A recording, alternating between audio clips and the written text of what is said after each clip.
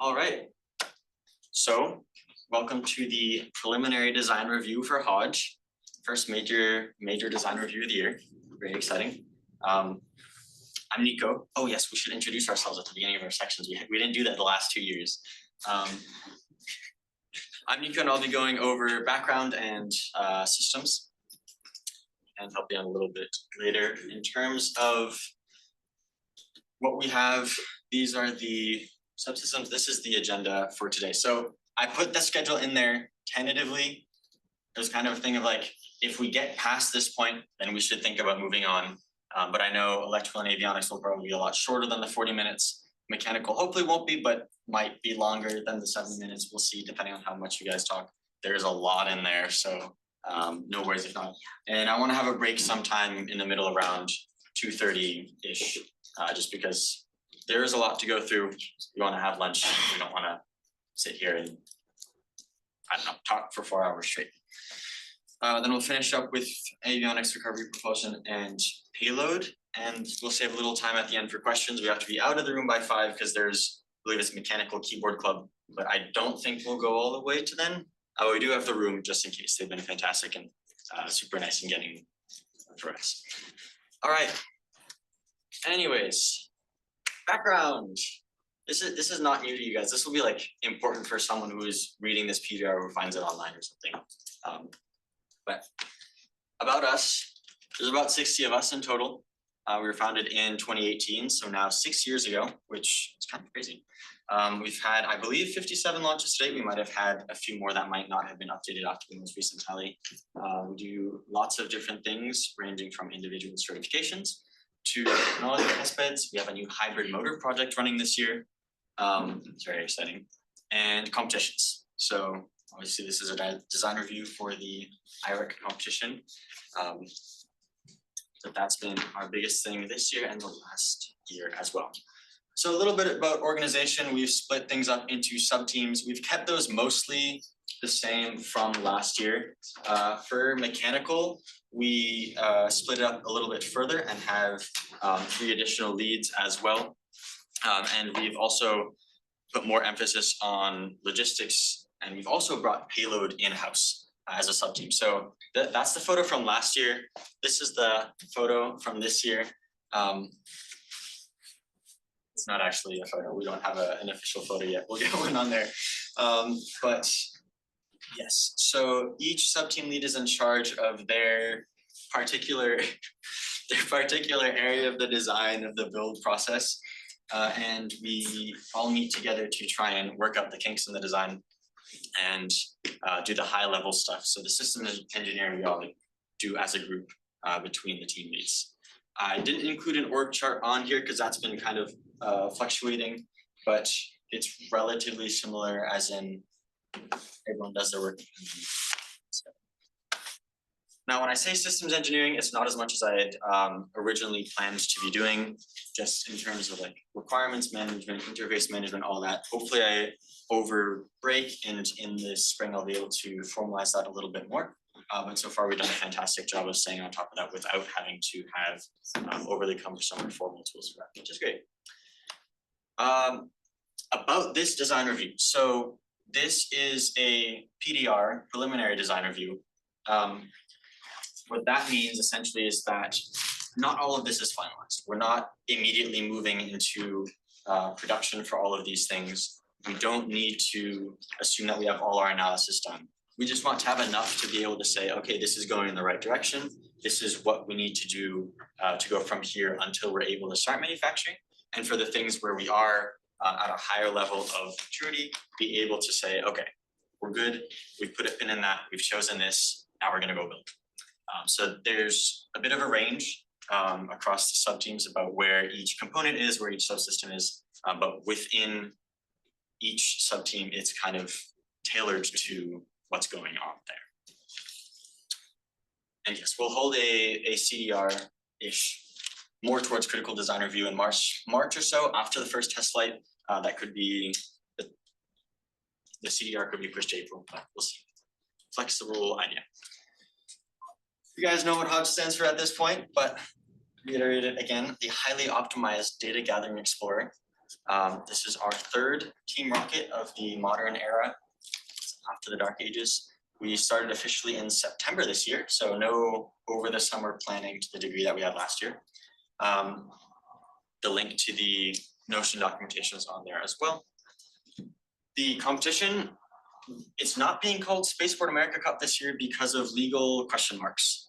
So they're calling it IREC, and they're leaning very heavily into the IREC. I believe it's International Rocket Engineering Competition or Intercollegiate. I don't remember which one. It's one of those. The basic parameters of the competition are the same. We're in the same category, so still 10K COTS. They reduced the mass requirement for the payload, so it's now only 4.41 pounds instead of 8.8, which makes things a little bit easier for us and lets our rocket be lighter. It's managed by ESFRA, and this week it's going to be a full week earlier in June. Again, for the entire team who's on HeroX, keep watching those updates and we'll see what happens with the launch site that they choose. I don't know what's going on. I don't know if they know what's going on, but they'll have it happen somewhere. So I've heard that they're also looking at alternatives either on Blackrock, out at FAR, where they have lots of the resources and ability to like support a competition like this. So we'll see how that goes. The key definitions for this, because there are a lot of acronyms, biggest ones are COTS and SRAD. So COTS is commercial off the shelf, it's anything we buy. These are the official competition definitions for COTS for a couple things. For motors, for example, it has to be certified by one of the three major rocketry organizations and not modified. Same thing for flight computers and flight electronics. We can't modify the hardware or the base software. And for components, it's a little bit more lax, but then again, there's a lot of components where we're trying to do SRAD components instead. The DTEG, I don't know how much it's referenced, but that's the major requirements document from the competition. And IREC, of course, is the competition itself. And then last but not least, in terms of background, we have this beautiful standardized risk matrix, which every sub-team uses to sort of track the risks for the respective parts and like assemblies and systems on their sub-team. That kind of allows us to compare across the board, see which system is at which level of readiness, how much we have to do. And what we'll be doing is we'll track every single risk that we can possibly think of, maybe think of more if we can, and make sure that we have a mitigation plan, or at least an idea, concepts of a plan, if you will, for how to go about minimizing that risk. All right, that was a little more than 5 minutes. Sorry about that. Systems. So, carryover from last year. This time there's a lot more carryover than there was last year. It's a big 6-inch diameter rocket, obviously multiple feet tall, over 10 feet tall. But we're using the same recovery architecture. We're very similar recovery architecture, as in dual separation, dual deploy. We're using a similar motor class, similar flight profile, similar manufacturing techniques. We're focusing again on SRAD hardware components wherever we can, within the limitations of the spaces and resources that Tufts provides. And we have COTS electronics as mandated as a backup. We're continuing development of our SRAD flight computers, and hopefully we'll be able to bring those to a good level of maturity this year. The result of this is that we have a lot of people who know a lot of stuff about building super big rockets now, which is very exciting, and has allowed us this year to be able to push the boundaries a bit more and do more thorough and precise engineering of all the systems that we want to build, because we're not worrying about how to build in the first place. We get to worry about how do we make this really, really good, which is exciting. I love that. I'm not going to read through all of these, but these are some of the areas of improvement over CARM. A couple of the big ones are the design, engineering, and weight ones at the top. We want to make sure this is, again, well designed in aerospace. Weight and efficiency and all that is very, very important. And last year, we kind of built CARM like a tank, which was great. It paid off. It flew fantastically, but at the cost of having an 87-pound rocket, which was kind of a pain to carry around, inefficient for us, expensive, and all that. And so this year, again, we've been doing tons and tons and tons of work to cut down mass wherever possible. I believe last time I checked, we had cut off 19 pounds across the board. That may have shifted, so I don't know, but I know from CARM, from the first design review, we ended up increasing the mass by 9 pounds. What I'm really hoping is that from this design review until the final CARM flight vehicle, we keep the mass steady or drop it. That is a relatively lofty goal, but I think we're on a good track to be able to do that. Also of note, and mechanical people talk about this a ton, but composite simulations, fin flutter, fin design, all that, we have learned so much about what it takes to build good fins, what it takes to design these fins, and we're really trying to push that as far as we can to make our fins light, make our fins super strong and super efficient. And there's lots of really exciting things. There's another, set of things here. The biggest one that is near and dear to my heart is the cameras. I am really excited and really hoping that we can have some high quality onboard footage this time. We'll be submitting it as part of the onboard footage challenge or whatever it's called.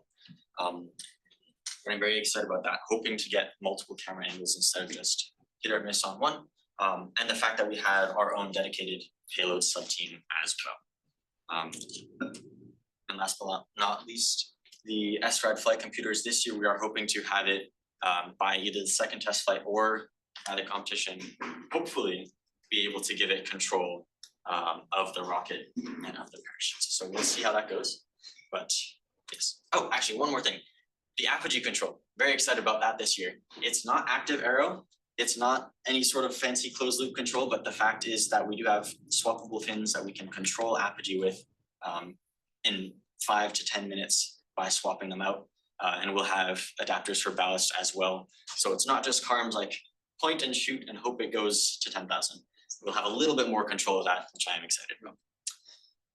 Now, the rocket is orange this year. As you can see, this is our biggest design change. Thank you, Izzy.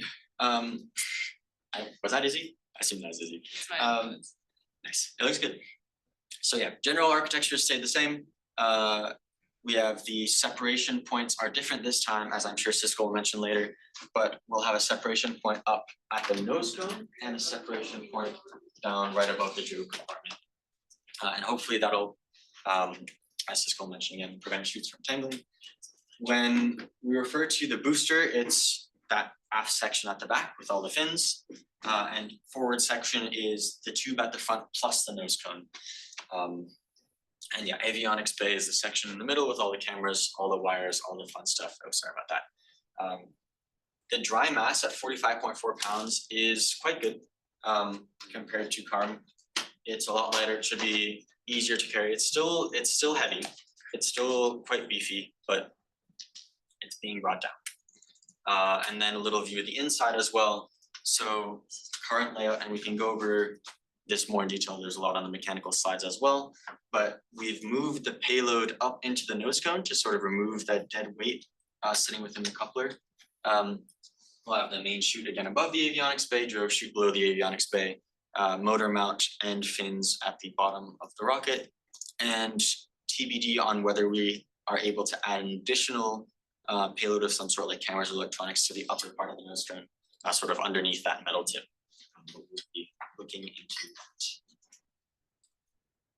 And here's the open rocket as well.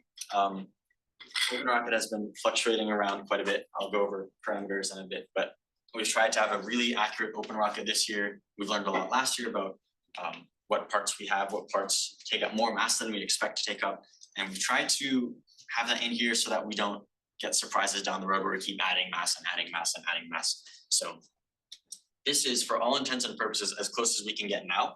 And over the next couple of days, as any designs change and we do some weight optimization, weight reduction on certain parts, we might be able to update this a bit.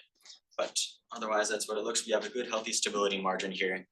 One of the things that helped us at the competition to fly so straight, despite any sort of wind, was that we had a good, healthy stability margin. And that is what we've gone for this year again. As you can see here, these aft fins are the removable fins, and these are the fixed fins. And I know Ben will talk about those quite a bit more. But the main takeaway is that these will be attached with layups, and these will be attached with bolts. And this is where our flexibility comes from. Very high level concept of operations. We arm the electronics, or the launch controller arms the electronics, the rocket goes up. The drogue parachute comes out at apogee, the rocket falls down with the drogue parachute open. Then the main parachute deploys at about 1,200 feet. TBD, tentatively 1,200, something like that. And then successfully lands and is hopefully recovered. No major changes from last year on this. Actually, yes, sorry, one major change, separation point. So again, as I mentioned before, the separation point is now here instead of where it was last year. In terms of testing and flight plans, last year we set ourselves the ambitious goal of doing a December flight test. We did not do a December flight test. This year, we're aiming for a February flight test, which we should hopefully be able to do. We're hoping to do a February flight test and an April flight test. Do you remember from the May flight test, that was risky and the risk did not pay off. So we're thinking that this year we will not be doing that to avoid having a similar headache again.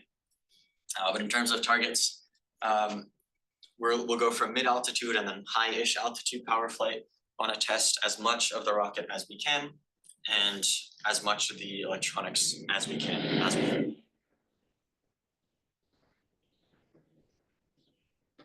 Now, from a system standpoint, here's some of the goals, and I'm open to feedback on these as well from each of the sub-teams. Here's some of the goals that I was thinking would be good to see from the first test flight. So for mechanical, obviously we want the rocket to survive, but there's minor or repairable damage that we can handle. For electrical, I know our goals are to have super good wire management to improve the pre-launch process. But again, the goal for the test flight is to have it work. And then the reach goal would be to have it be big improvement on last year. Avionics, I said to get pita plate recording onboard data as the baseline, and then data downlink and ground system display as the reach. How does that sound? Recovery, rocket comes back in good condition as baseline, and no tangling or shoot tears of any kind as reach. Propulsion, motor does not explode, and I really hope we get it out of the case again. I know you'll talk about that later. So, and then for cameras, I know it's not their own subsystem, but as a baseline, I want one onboard camera view, and this depends on Daniel and May and where you guys are with their respective teams with the cameras. But I would really like if by the first test flight, we can have pita plate controlling the cameras. Does that seem achievable or reasonable? Just like as a first thought. If not, that's okay. What do you think?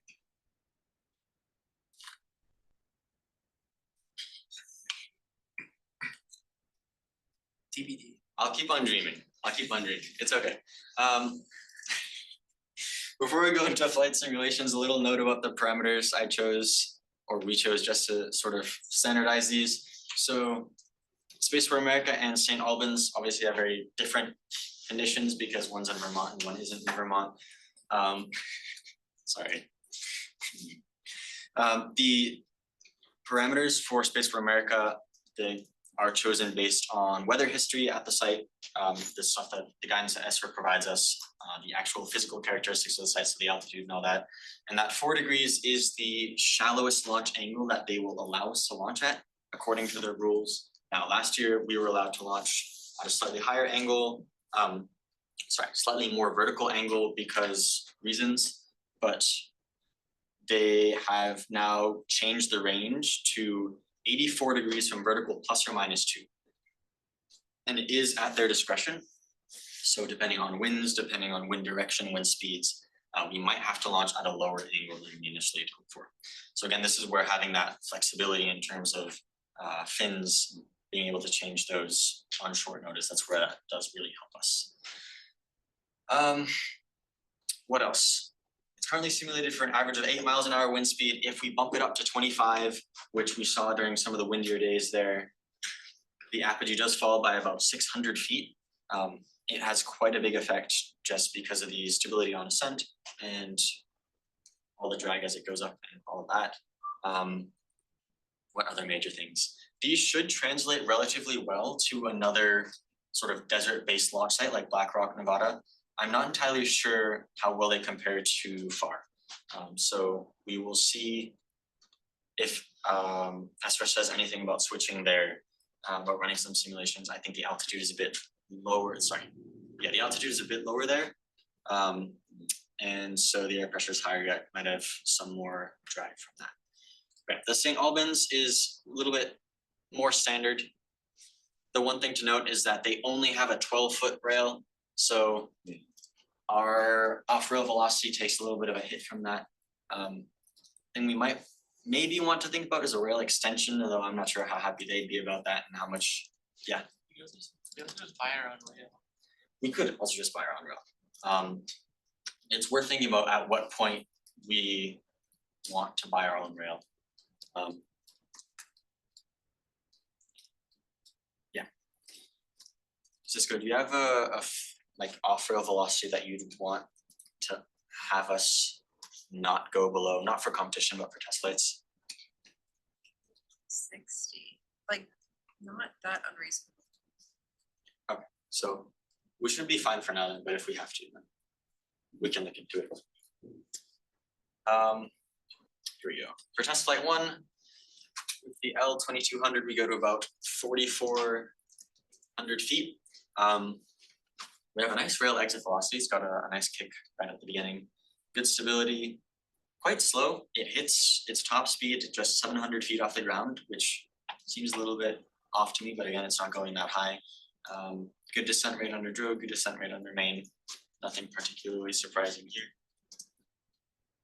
For test flight 2, we're hoping to push it closer to 6,000 or 7,000 feet. This one's a bit more flexible, I believe. The ramp up for the M2100 is a little bit slower. It's not that much, but for the first 1/10 of a second, the thrust is about 500 to 1,000 newtons based on the thrust curve. I'm not entirely sure why. Might just have been the particular firing, but it takes a little bit to get itself properly going. Once it does get going, it gets going and has more than enough to send us off the rail. And for the competition, this is our most recent simulation. This is HODGE V1.6 as of 10:30 this morning, I believe. Liftoff mass of 72 pounds, 10,300 feet in apogee, exit velocity of almost 80 feet per second. Competition requirements are absolute minimum above 50 and then target above 100. Cisco will talk about that later. And then we have solid descent rates under drogue and under main. We're not going supersonic. We're getting to the edge of the transonic regime. This might change if we are talking about switching out for a backup motor. So I think we should talk about that in propulsion. Yeah, also your descent rates are wrong. I'll talk about that. Okay, I think, yeah, these descent rates are, That's the ground hit velocity. yes, that's ground hit velocity, and descent rate from drogue is apogee, sorry, the drogue velocity at main deployment. So the descent rate is going to be higher earlier on. Hopefully not much, right? You got 30 meters per second, which is about 90 It's 100 feet per second. Okay. All right, sounds good. Shilling, can you make a note of that? I want to make sure to update this, please. Thank you. Major risks for systems. This is my favorite part. I love the pretty colors. So here are the risks. I could think of some of these are from last year. A lot of these are from last year. It's the same thing. Biggest risk is having a big schedule slip and then having lots of cascading other schedule slips afterwards. We're trying to do a lot in a very short amount of time, and a lot of stuff builds on the stuff after it. So if something comes up and we miss a big deadline, then there's a high likelihood of us missing a bunch of other deadlines afterwards. So to do that, to combat that, we've tried to keep extra stock in hand, make sure to run things in parallel as much as we can, and sort of plan ahead to the point where if a failure does happen, we can absorb such a failure. Now, speaking of failures, obviously a test flight failure is not what we want. It's not what we hope for, but we're doing testing. We're trying to push the envelope a lot more this year. So it is genuinely a possibility. If it does happen, we're going to try and maintain as much stock and spare parts as possible to be able to get going quickly. But where last year we had all the supplies on hand to build an entire full reserve rocket immediately afterwards, we will likely not be doing that this year, just to try and maintain a bit more efficiency. And also because we hope to have a better understanding of the amount of parts that we need, the amount of budget that we need and all that. One area where we're still keeping our flexibility open is, for example, the booster manufacturing. So we've ordered 2 booster tubes. One of those will be cut into sections for switchband. So one of those will be cut into sections for switchband, for other assorted testing hardware. And then the other will be used for the booster itself. But the nice thing is we will cut the one for the booster itself, cut all the slots on that first. And if we somehow do mess that up, we're able to chop off the end and use that as a forward airframe and use the second one. So okay.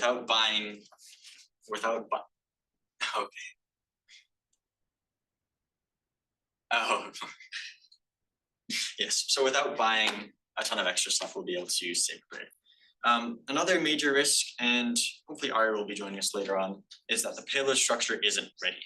So this year, by having the payload in the nose cone, and again, mechanicals will go over this later on, the load paths and the attachment points for the recovery harnesses go through the payload structure. That means that we cannot fly the rocket without said payload structure or something that takes its place. If we have a good payload adapter design, we should normally be able to design something quick and dirty that will be able to bolt in there to attach the payload to, to attach the main shock cord to. But if that's not ready, then we run into a problem. So that is a high priority element for us. It's more important than number 7, which is having the payload internals not ready. We can fly without having the payload internals and experiment and all that not ready. That is not as fun. It's not as exciting. We don't learn as much. Ari will be sad, but in terms of the rest of the rocket, it still works. But yeah, so for number 3, we really need that to be ready in time and safe for us to be able to fly it. And yeah, we don't want to injure anyone. We don't want to get silicosis later in life, so we use lots of good PPE. And yes, the other advantage is for number 5 this year, it's not that much of a concern because we have so many super qualified people that people are able and willing to step in basically across the board if anything goes wrong comes up. So very excited about that. A couple open issues. So there's a few more key components within the rocket where we're still looking to do some mass optimization, mass reduction, a lot of the payload stuff, some of the bulkheads. There's still some analysis outstanding on mechanical components. We're still waiting for testing on some of the fin materials as well. So we're waiting to finalize that before we can say, okay, this is what our launch mass is actually going to be. I wanted to better define the mass requirements by subsystem early on. I did not do a good job doing this, but hopefully once we have the mass optimization done a little bit better, then we can say, all right, these are our parameters that we have now. This is how much we can add, how much we can take off in terms of extra components like cameras, unexpected fasteners, fixes, all sorts of random miscellaneous things that'll still keep us within our flight profile and on track for a good apogee. The other thing is we want to get enough money. The competition is expensive, inflation is coming down, but it is real and it costs a lot to bring a lot of people all the way out there. So we've worked really hard over the past 3 months to get sponsors, to get support from companies. And again, we've worked within Tufts to get lots of money from them as well. And we'll be continuing that in the spring. So other key things, I want to upgrade the flight checklist this year so that we're able to have a proper sign-off procedure on them. We saw from the test flight we did in November that the checklists can save your life multiple times, or not your life, but save your flight. I think we had it happen 4 times during the checklist procedure where we caught a big mistake, which is the entire goal. So what we're hoping with that is to be able to have a thing where someone is able to essentially man the checklist and carry the checklist around, sign off on most of the small things by just verifying, and for any major things that need a certain lead, then they can have that lead sign off for that. And that way we have a track and a proper record, and it's a little bit more tedious, but if everything goes to plan, we don't have any more big oopsies. And that's another thing. So there's a big, I think, it's not on the next slide. There's a slide with nothing but big red letters that says, Nico, you have to do this or something like that. We need a full and detailed schedule before we start manufacturing, and that is on me, and I will be doing that after PDR. So I think that's a, yeah. Some key lessons learned from last year. Integration practice is super useful and super helpful. And by the end of the year, we got really good at putting CARM together efficiently. We did it in 43 minutes at Spaceport. We did it in, I believe, 4 hours the first time we launched. So we learned a lot. And what we're hoping to do this year is be able to do more integrated practice, more integrated testing as well, because with a lot of things, especially electronics and all that kind of stuff, we found that sometimes once you test it all together, it doesn't actually work the way it did when you test individually. And then, yes, all the other exciting things here. Yes, this is the thing that needs to be done. Ideally before we're able to set any important milestones for production, but we do have a good idea of what we have to do and what parts we have to do beforehand. So I will work on getting that done. That is a big to-do for me. Quick update on budget. We're currently $2,200 over where we should be. This is mostly due to our certification program being incredibly robust and lots of people launching L1s and L2s, as well as just general expenses going up faster than the Tufts budget increases. So we'll be working to address that. We're still in a good place for now. We're in a good place for the rest of the test flight campaign. When it comes to travel for the competition, we will need to make sure we're on top of our game in terms of fundraising and in terms of using the money that we have efficiently for the rest of the year. So again, that means don't order one single thing if the shipping is going to be particularly expensive. Either wait to order in bulk, or if you do need something fast, see if there's a way you can combine it with stuff you do know you'll need down the line to minimize additional miscellaneous shipping costs. So yeah, we raised 25,000 to date, spent almost 10,000 of that, and we're looking to hopefully raise another 8,000 or so. All right, that's it from me. Thank you for the patience with the incessant yapping. I will now leave it up to the mechanicals. It's up to you guys on who wants to talk and when, which slides you want to present.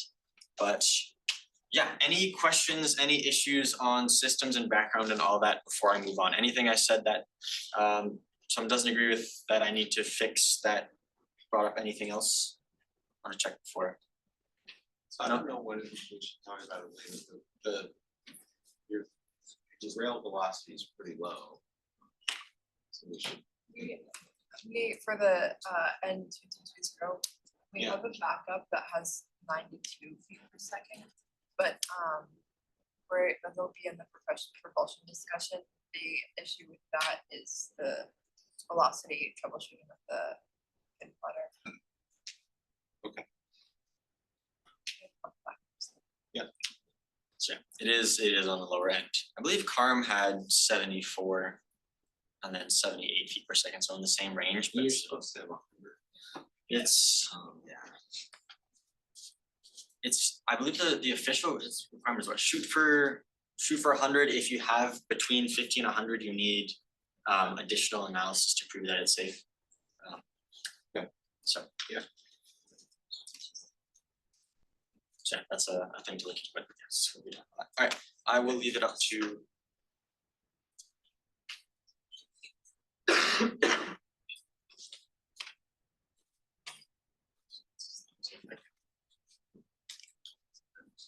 Is this okay? Hi, I'm Ben. I'm the mechanical lead. I have 3 sub-mechanical leads who will be joining me in a bit. And yeah, I'm just gonna talk about the mechanical system of the rocket. So design overview, we have an airframe that is capable of surviving launch, the speeds that we're traveling at, sheet deployment and recovery. The mounting systems for Payload and Avionics Bay need to be done in a way that will be secure and protect all the sensitive components we have there. We need to be able to survive heat of flight, weather conditions, between St. Albans and New Mexico if we go there. Lots of different weather we need to survive. And of course, we need to adhere to the IREC guidelines to make sure we're not disqualified. And finally, all the components are connected with shear pins, nuts and bolts, chute lines, and epoxy.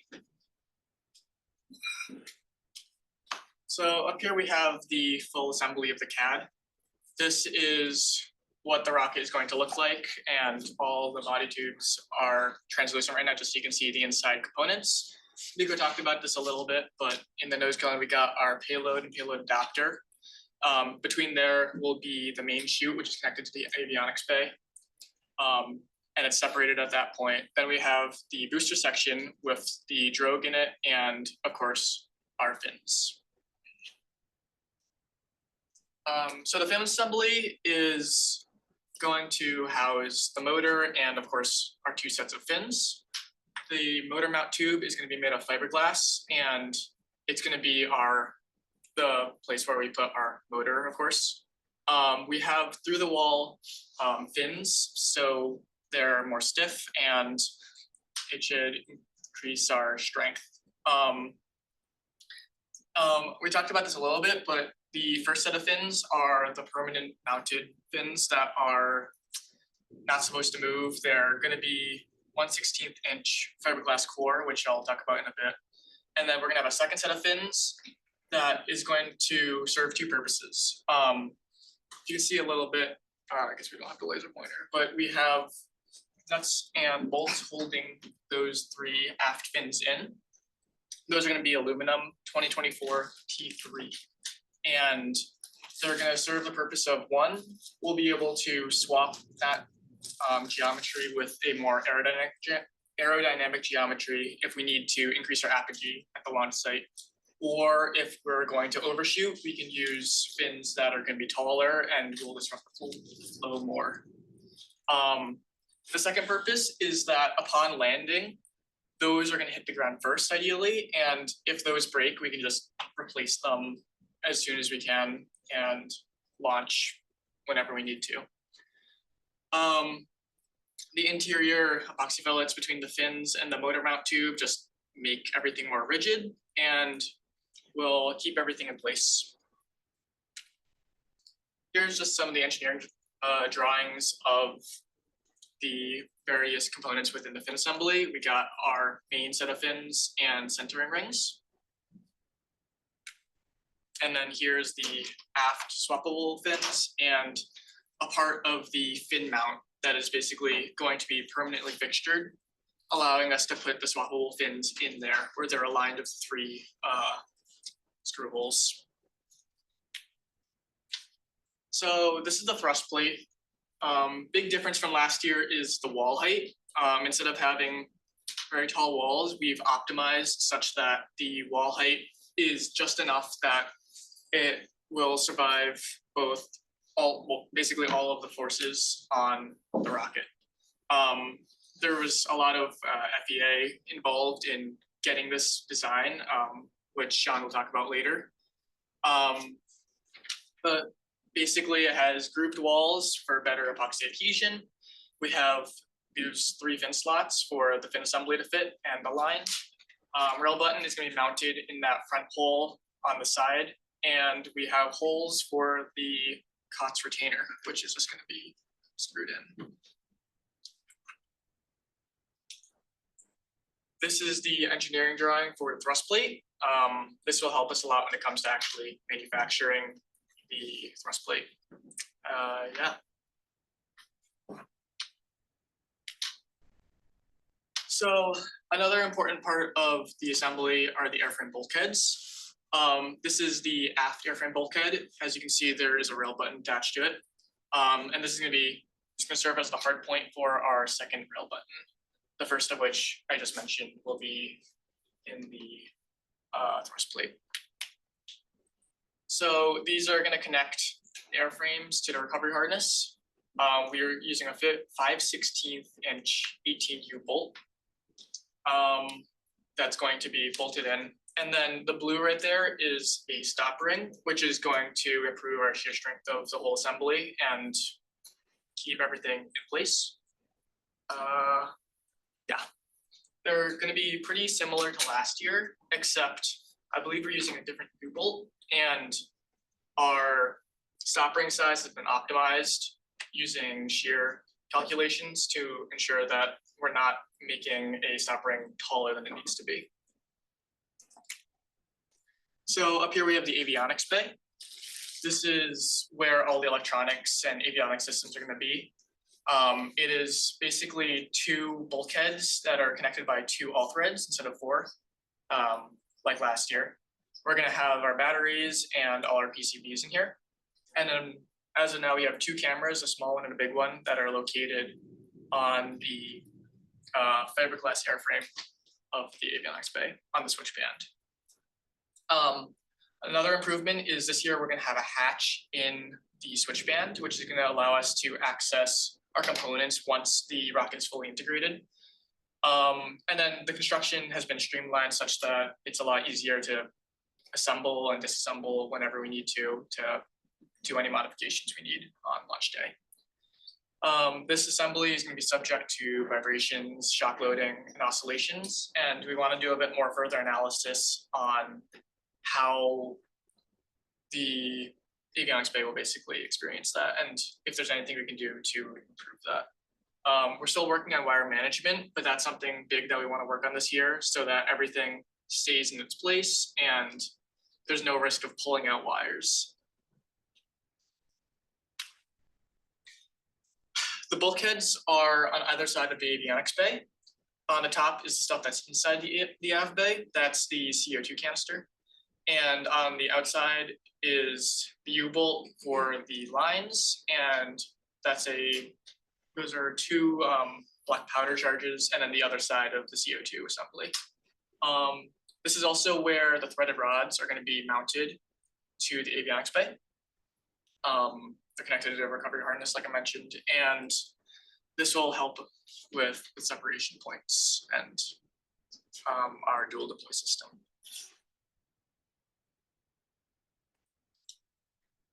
So these are the camera mounts that are going to be in the avionics bay. We have on the middle picture and the left picture our big camera design from last year. And on the right is a modified small camera design from last year. These are still in progress, but we're currently working to streamline the designs so that they're less intrusive to the flow and they have less of a negative effect on our flight. So the large camera just points downwards and is going to get a really nice shot of hopefully the separation and like the ground as we're flying up. The small camera is going to be able to look up and down. And yeah, those are cameras.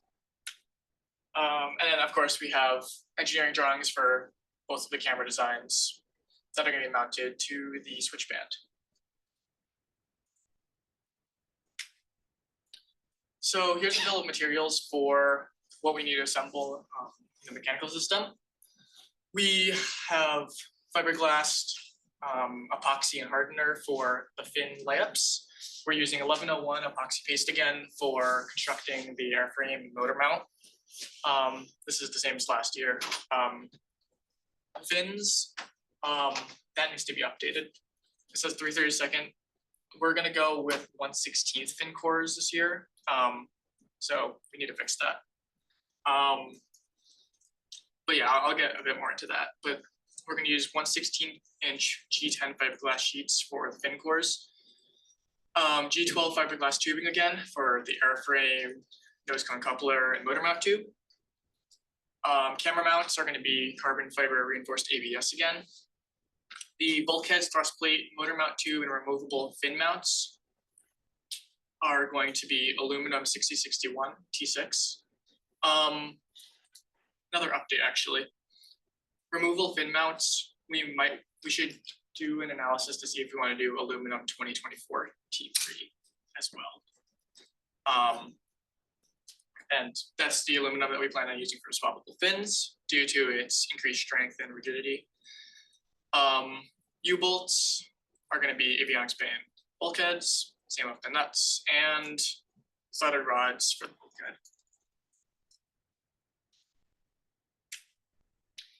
So something that we've really worked on this year is the fin flutter calculations to ensure that we reach the competition's required factor of safety of 1.5. We used a lot of the resources in the NACA technical paper for 4197, along with the Apogee newsletter summary of it. On the top left, we have the overall equation for fin flutter. And then this has been incorporated into a robust fin flutter calculator that you can see on the right, where there's a bunch of inputs involving tested shear modulus, tensile modulus, Poisson's ratio, environmental factors, and in the bottom we have our results. And right now in this picture, you can see that we have factors of safety for the different arrangement of fins that we were considering. We have 3/32 inch with 4 layers of layup. We have 3/32 with 3 layers and 1/16 with 4 layers. And currently, our calculations have a factor of safety on our intended 1/16 inch fiberglass with 4 layup layers with a factor of safety of 1.56. The shear modulus values that we have on that were obtained through Instron testing, which I'll get into in a second. And we intend to do more Instron testing to ensure that the 1/16 inch fiberglass will indeed be good, especially if we use an alternate motor for the competition. Oh, and actually, while I have it up there, oh, I don't know why that's moved. Okay. But the factor of safety of 3/32 4 layer should be on the bottom. Since we can't directly test for shear modulus with our Instron setup in Bray, we used, I don't know if I have it linked. Oh, I do not. Okay. There is a textbook on anisotropic materials, and from that, we're using a shear modulus equation that incorporates the Young's modulus in both the crosswise and the lengthwise directions. And with our Instron testing, we basically got a bunch of different samples of varying thickness and layup layers, and did tensile testing in both directions. And using those values, we have a better informed shear modulus. And I'll talk about the Instron testing in a bit. Yes. Moving on from the slide, can you talk a bit about the difference between the at the bottom of that table, Yeah. the stuff that says fin flutter velocity and flutter assumed TPT? Yes. So there's an additional effect of the layups on fin flutter, because first and foremost, it adds thickness to the fins, but more importantly, they create an effect that increases the stiffness of the fin because it's being pulled in both directions. Professor, I don't know why I didn't have this on the slide, but in the Apogee newsletter, one of the professors of mechanical engineering from University of Colorado Boulder has a simplified effect of shear modulus of flutter effect due to tip-to-tip layups, where he says that shear modulus can be doubled due to the additional stiffness in the fins. So the reason I have the yellow section is because I use the same calculator to analyze the removable fins, which don't have a tip-to-tip layup. But for fins that have a good set of layups on it, it's safe to assume that shear modulus is doubled, and that's what we're using for factors of safety. Sorry, so for 1/16 4 layer plus cosmetic, the 1064 feet per second is what it would theoretically flutter at if the layup did nothing. Yes, yes. And then, as you can see, there's about a 50% increase in fin flutter velocity due to the tip-to-tip layup, which is also confirmed by another paper that I have linked somewhere, where it says that flutter velocity improvement due to a tip-to-tip layup is roughly 1.5%. So both resources agree in results. So this is with layup with, it's 2 ounce, so it's 2 ounce, Sorry, so no, it's 7.5 ounce for the layup layers, and then the 2 ounce is just an additional layer we do okay. to improve Do the you finish. look at, does it make much of a difference if you use carbon fiber for the layup instead? We haven't had a chance to test that yet, but we are considering a carbon fiber fin core. And we want to test that later, either this month or when I come back from break. I mean, I've often used carbon over. I'm not sure what it tested from flutter. Might be worth looking at. Thank you.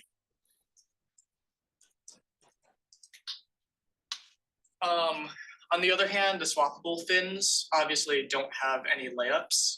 So we needed to do a calculation without that increased effect, which is why the yellow section is the one that we're going off of.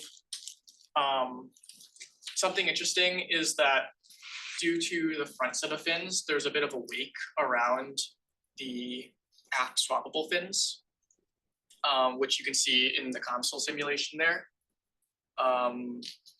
Yeah, so those values were used. It's not that huge of a difference. And even if there was no wake, like we would still have above a factor of safety of 1.5, because obviously we have a factor of safety of 1.9, which is quite a bit higher. But it's just an interesting effect due to the geometry. And then we chose to use aluminum 2024 T3 for a couple of reasons. One, because increased stiffness, and we just wanted to make sure with alternate fin geometries, if we were to use something that wanted to break the flow more, obviously we would experience more forces and lower factor of safety. So we wanted to have a bit of a padded factor of safety with that. And the changes in apogee due to the aluminum fins versus fiberglass, like the main fins, are really, really small, like within a factor of like 80 feet. So we decided to go with aluminum swappable fins. Yeah, so for the testing I mentioned, we basically had a process where we began with the data sheets for the fiberglass stock we were going to start with. And we got estimates of how thick we want to make our fins. And from there, we made samples of varying thickness. We used 3/32 inch, 1/16 inch in both fiberglass and carbon fiber, and with 3 to 4 layups for each sample. From here, we made dog bones samples and did tensile testing, which you can see on the right. And we have done a lot of testing on the 3/32 3-layer fiberglass, and we want to do a little bit more testing on the 1/16 just to ensure that that factor of safety is going to be good. I believe that the few samples of 1/16 that we did do weren't perfect layups, so we want to do a bit more testing just to ensure that the factor of safety is above 1.5, and I believe it's going to be a bit higher than we have right now, which would be good because if we use an alternate motor, we want to make sure that we will survive those velocities. Here are some of the results from our tensile testing. In the first row, in the first column, we have the date of testing. We have the fiberglass thickness. We have the configuration. So we've tested 0.45, 0.45 with 7.5 ounce fiberglass sheets, fiberglass cloth. We have 3-layer of 2 ounce cosmetic layer. We have 4 layers with a 2 ounce additional cosmetic layer, and then 1/16 4-layer with that additional 2 ounce cosmetic layer. We also took into account added fiberglass thickness, the dimensions of each dog bone sample, and the orientation of the sample that was tested. And then on the far right, we have Young's modulus values that we collected, which we used for the calculator.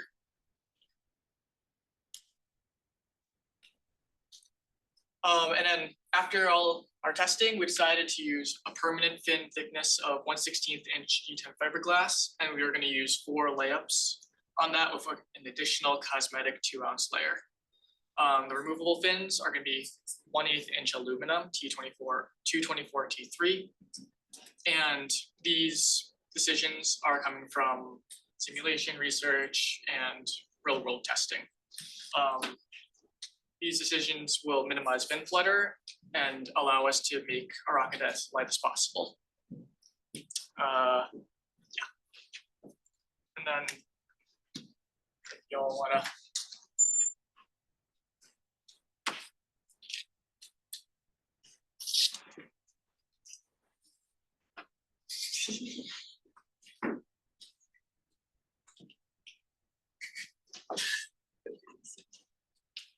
I'm Sheila, and I am the airframe fabrication lead. I'm Sean, I'm metalworking lead. I'm Izzy, I'm the theoretical lead. Okay, so this slide is about our lap shear testing, which we have started a little bit, but that's still ongoing. So we're using these to be able to determine the minimum heights for the thrust plate wall and also the stop rings to make sure that they actually stay connected with our part 1101 epoxy and don't come off the rocket. But 1101 epoxy is pretty heavy, and that's obviously more metal if we need more surface area to connect the thrust plate and the bulkheads to the rocket. So we are trying to find the correct values for that. So we've done a couple of testings so far, some at room temperature and some heated to 140 degrees Fahrenheit. And those were not particularly conclusive. The next slide should have our results. So basically, we didn't super follow the standards for the lap shear testing. They're very, very specific. So a goal for the future is going to be to follow those super precisely and do a bunch of tests to try and find our true lap shear strength. And the ones that we have found, I think, gave us about 5 pounds of strength, which was wildly low, and definitely points to them being inaccurate. So we will be doing further testing on that. And the primary motivation behind this is the data sheets of this epoxy have values for an aluminum to aluminum shear strength, but don't have anything regarding aluminum to fiberglass. And if we're using this to connect, for example, our thrust plate to the aft airframe, we want to just ensure that we are making a wall height that will safely incorporate the shear strength. And this also affects the stop ring height. So we also did some FEA analysis on the thrust plate using the M6000 motor, which was our backup motor, which has since been sidelined, I guess, to another motor. So we'll have to update that with a new motor.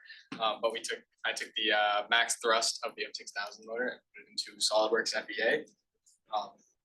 And it spit out a factor of safety of around 7. The important thing to note about that is that the thing we were testing was the thickness of the lip around the thrust plate, which actually transfers the force from the motor to the walls of the airframe, and that's restricted by the rail button mount. So we actually can't make it any thinner than what the rail button needs. So it went from 3/8 of an inch to 1/4 of an inch, and right now we have a factor of safety of 7. So we might try to reduce that further by taking weight out in other places. And I also did some analysis with the thrust plate walls, as he was saying, but that's greatly impacted by the lap shear testing, which is still in progress. So depending on the results from that, we'll update the wall heights and reduce them further or change them how we need to. And then one more thing I want to note is that this was done in a stationary study, and we're in progress of trying to update it with a transient study, which will be more accurate. But the way we studied it, like, it's an overestimate. So the force of the impulse would probably result in a higher factor of safety.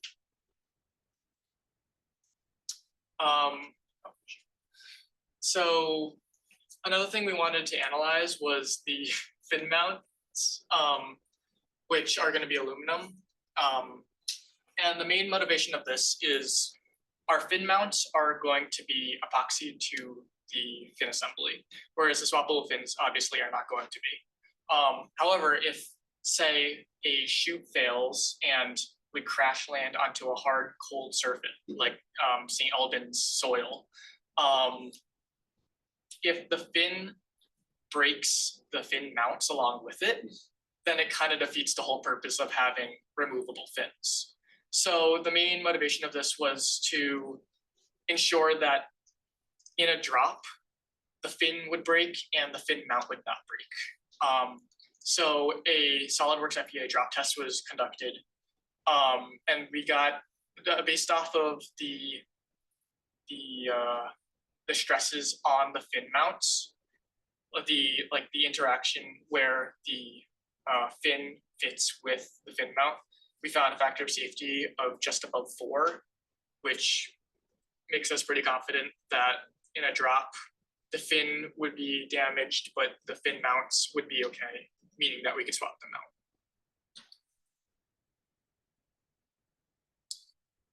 So a big part of our design this year is trying to save weight. So part of that is optimizing our bulkheads. So we got this sponsorship by a new software called Altair. So I've been hard at work using Altair to optimize our bulkheads, and it uses AI to basically plug in a path of where the forces are going and take out weight. So what you can see up there is some preliminary results. It's still very much a work in progress, but some main restrictions are the bulkheads need to seal so we can pressurize parachute compartments so they can actually come out. So I'm still working on that, but that should be done soon and reduce a lot of weight, which would be very beneficial.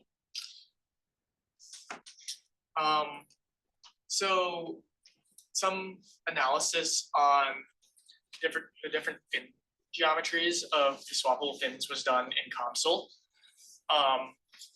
And these were done to see the stresses on the second set of fins, because in the flow you have this boundary layer growing on the first set of fins, and then once you get that gap between the first and second set, there's a bit of a flow, kind of it warps back into that vacuum spot. We just want to make sure that the stress on those fins would be okay.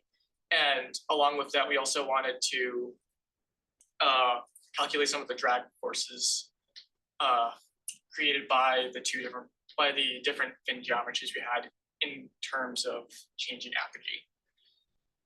So we made the simplified model and had an inlet speed of Mach 0.85, which was determined by the maximum velocity on our competition motor.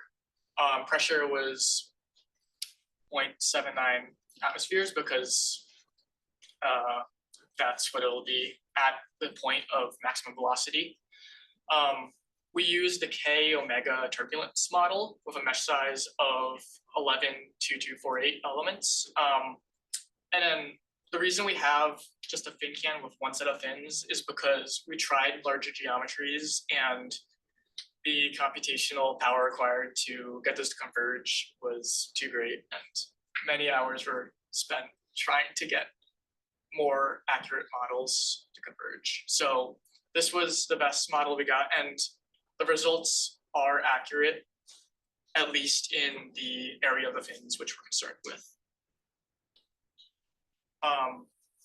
So as you can see on the right side, it's a model of a set of swappable fins that are designed to decrease our apogee in case of us having an estimated overshoot of 10,000 feet on launch day. That's why they're slightly taller. Some of the values we found on the different fin geometries are listed on the left.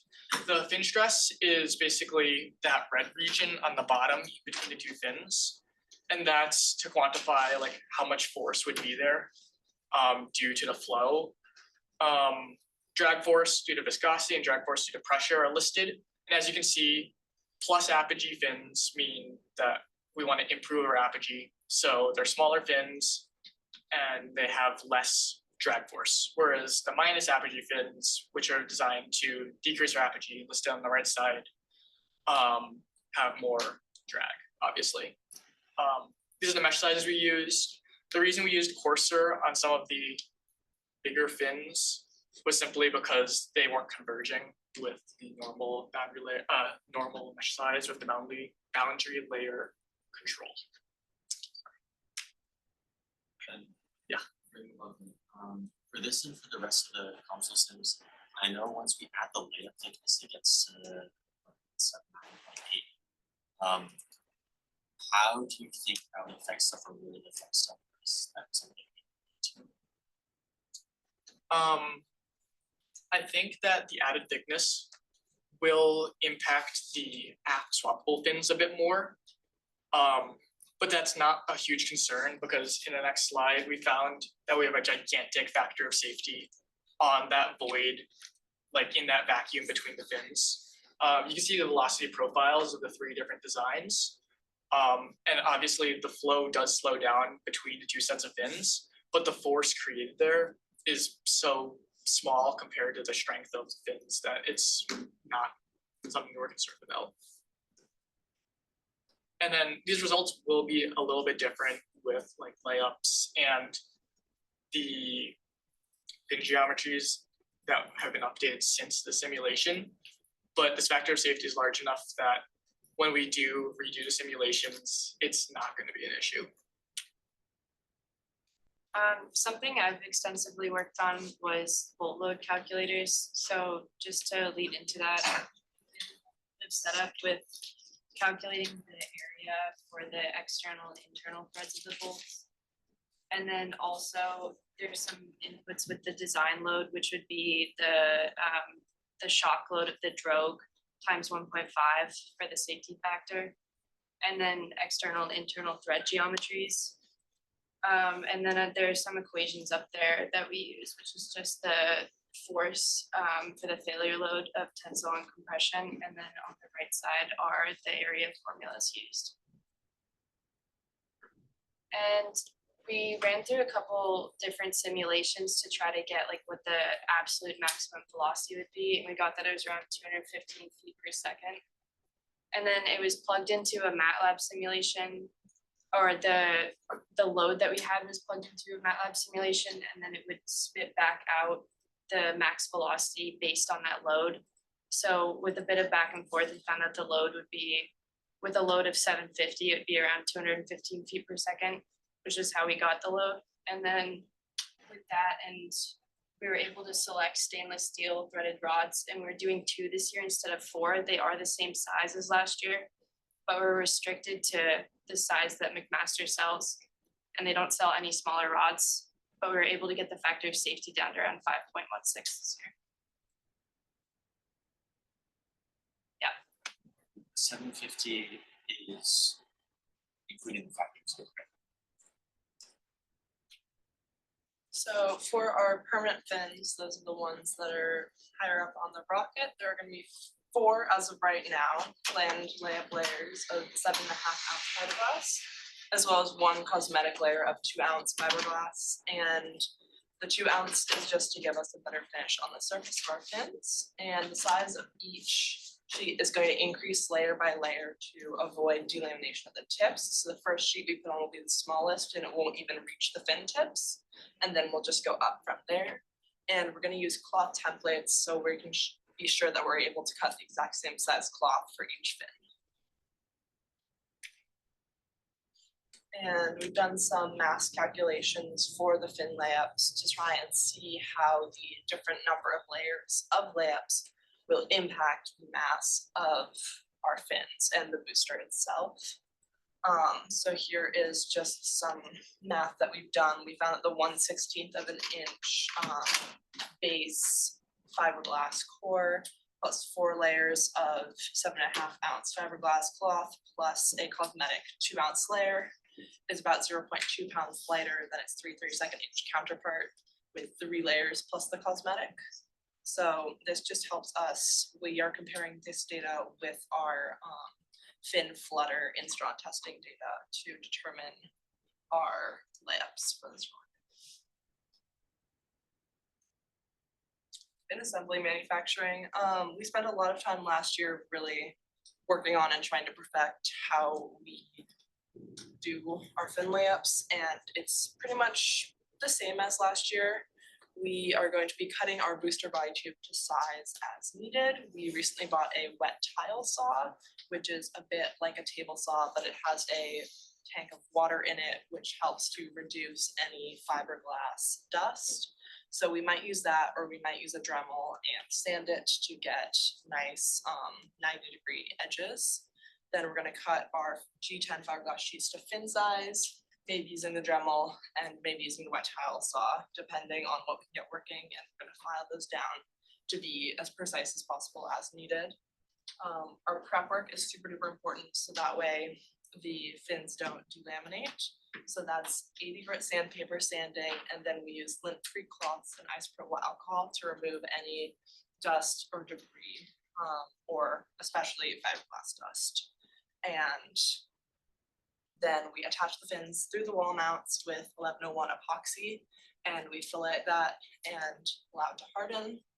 And we have made a heating epoxy curing box, so that is heated with a reptile tank light to 90 or so degrees, which is the best temperature for our epoxy to cure at. That'll make it strong and that'll ensure it cures all the way. Last year we had some issues where the epoxy would still be wet 24 hours later because having the windows open in Massachusetts winter in the composites room was not a good curing conditions.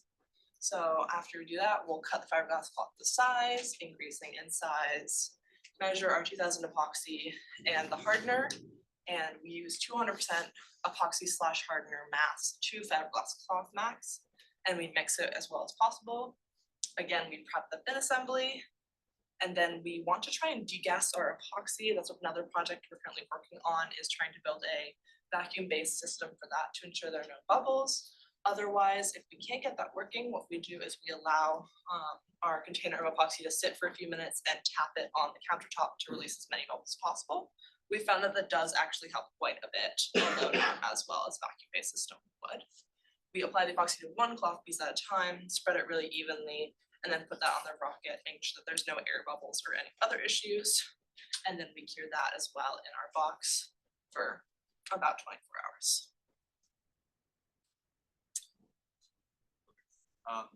Do you have an idea of how much of that epoxy ends up in the layup?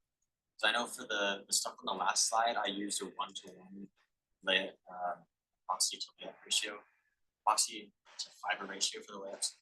And it's a calculus, so I can just like Yeah, based on our research, 200% is what's widely used so far for our dog bone. When we're making the dog bone sheets for the Instron testing, the 200%, we weren't able to get all of that onto the samples. So it's definitely less than 200%, but more than 100% mass. And 200% is what we were using last year. So I'd say majority of it, ideally all of it, but I don't think that happens in practice. Also the peel ply, we put a peel ply layer on top as well to also try and give a better finish, and that definitely soaks up some of our epoxy. So it's somewhere in there. Try that out. So fix the mass. Okay, now for the manufacturing of the thrust plate. So last year we had some, not issues, but it was a very tedious process manufacturing the thrust plate. And that was mostly due to the large walls. So we put it on the lathe and just drilled a hole in and got rid of all the material. This year we're trying to do something different. We're trying to just do it mostly on the CNC machine, on the CNC mill. So we think it's thin enough that we can just use the mill and achieve the same results. So we're gonna have to write and execute the CNC program to get the general shape. And then those grooves on the side, those will probably be done on the lathe. Those are to help with the adhesion between the epoxy and the thrust plate and the airframe and keep together. And then we're gonna have to drill the holes. Those might be done in the mill and the drill press and tap those holes so we can screw into them. And then for the bulkheads, this is also going to be a CNC project. based on the Altair optimization. So we're gonna get that finished and figure out how to CNC it. One big thing with manufacturing these on the CNC machine is we have to design a fixture and figure out how to mount this so we can easily CNC it. So that'll be a project. And then we're just gonna drill and tap the holes on the outer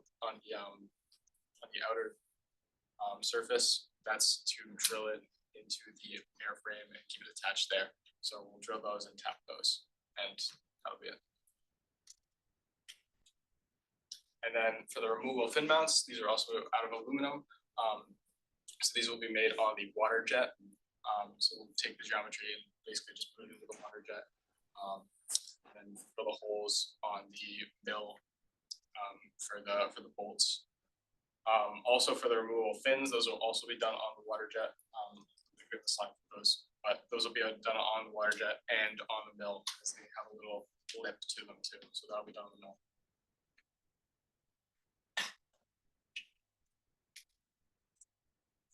Alright, so for the manufacturing of the avionics bay, we're gonna create the bulkheads and mounting points, and then cut the avionics bay tube to size and install appropriate hardware. So this would be the sled, which would be connected to the 2 threaded rods, and then also there'll be some fixture points. We have mounting brackets for the sled to make sure that it's limited in vibrations and oscillations. The U-bolts will be attached to the bulkheads, which will be attached to the shock cords, I believe. And this will be kind of a combination project with the bulkheads. That would be like CNC, and then we'll be using the lathe as well. And some open issues. We've had a lot of issues in the past with the avionics bay. So mainly we're focusing on easy access to the key components through either the hatch or just while it's outside of the fiberglass tube. And then we have to handle bending and oscillations due to various loading conditions. So this would be the point of mounting brackets on the sleds itself. And then also wire management is very key this year. Last year we didn't really have any. This year we're trying to possibly 3D print something that would be able to kind of contain the wires and organize them. Another manufacturing is camera mounts. We're gonna 3D print the mount parts, install heat set inserts, install cameras and PCBs with bolts, and assemble a case with the bolts. This will be done with mainly just 3D printer, soldering iron. Yeah, so the mechanical work is pretty important to all the other different subsystems and their operation and integration. So we're going to try and be super duper careful about our mechanical manufacturing timeline and make sure that we're really keeping in contact with the other sub teams. So as soon as possible after winter break, we plan to start completing constructing the main rocket, and the sub-assemblies will be completed alongside it. So in terms of the aft booster, first we're going to start working on permanent fin assembly, followed by the removable fins. And at the same time as this, the thrust plate and the bulkheads will be machined, and also the avionics bay will be completed and assembled, and all these stop rings will be added as well.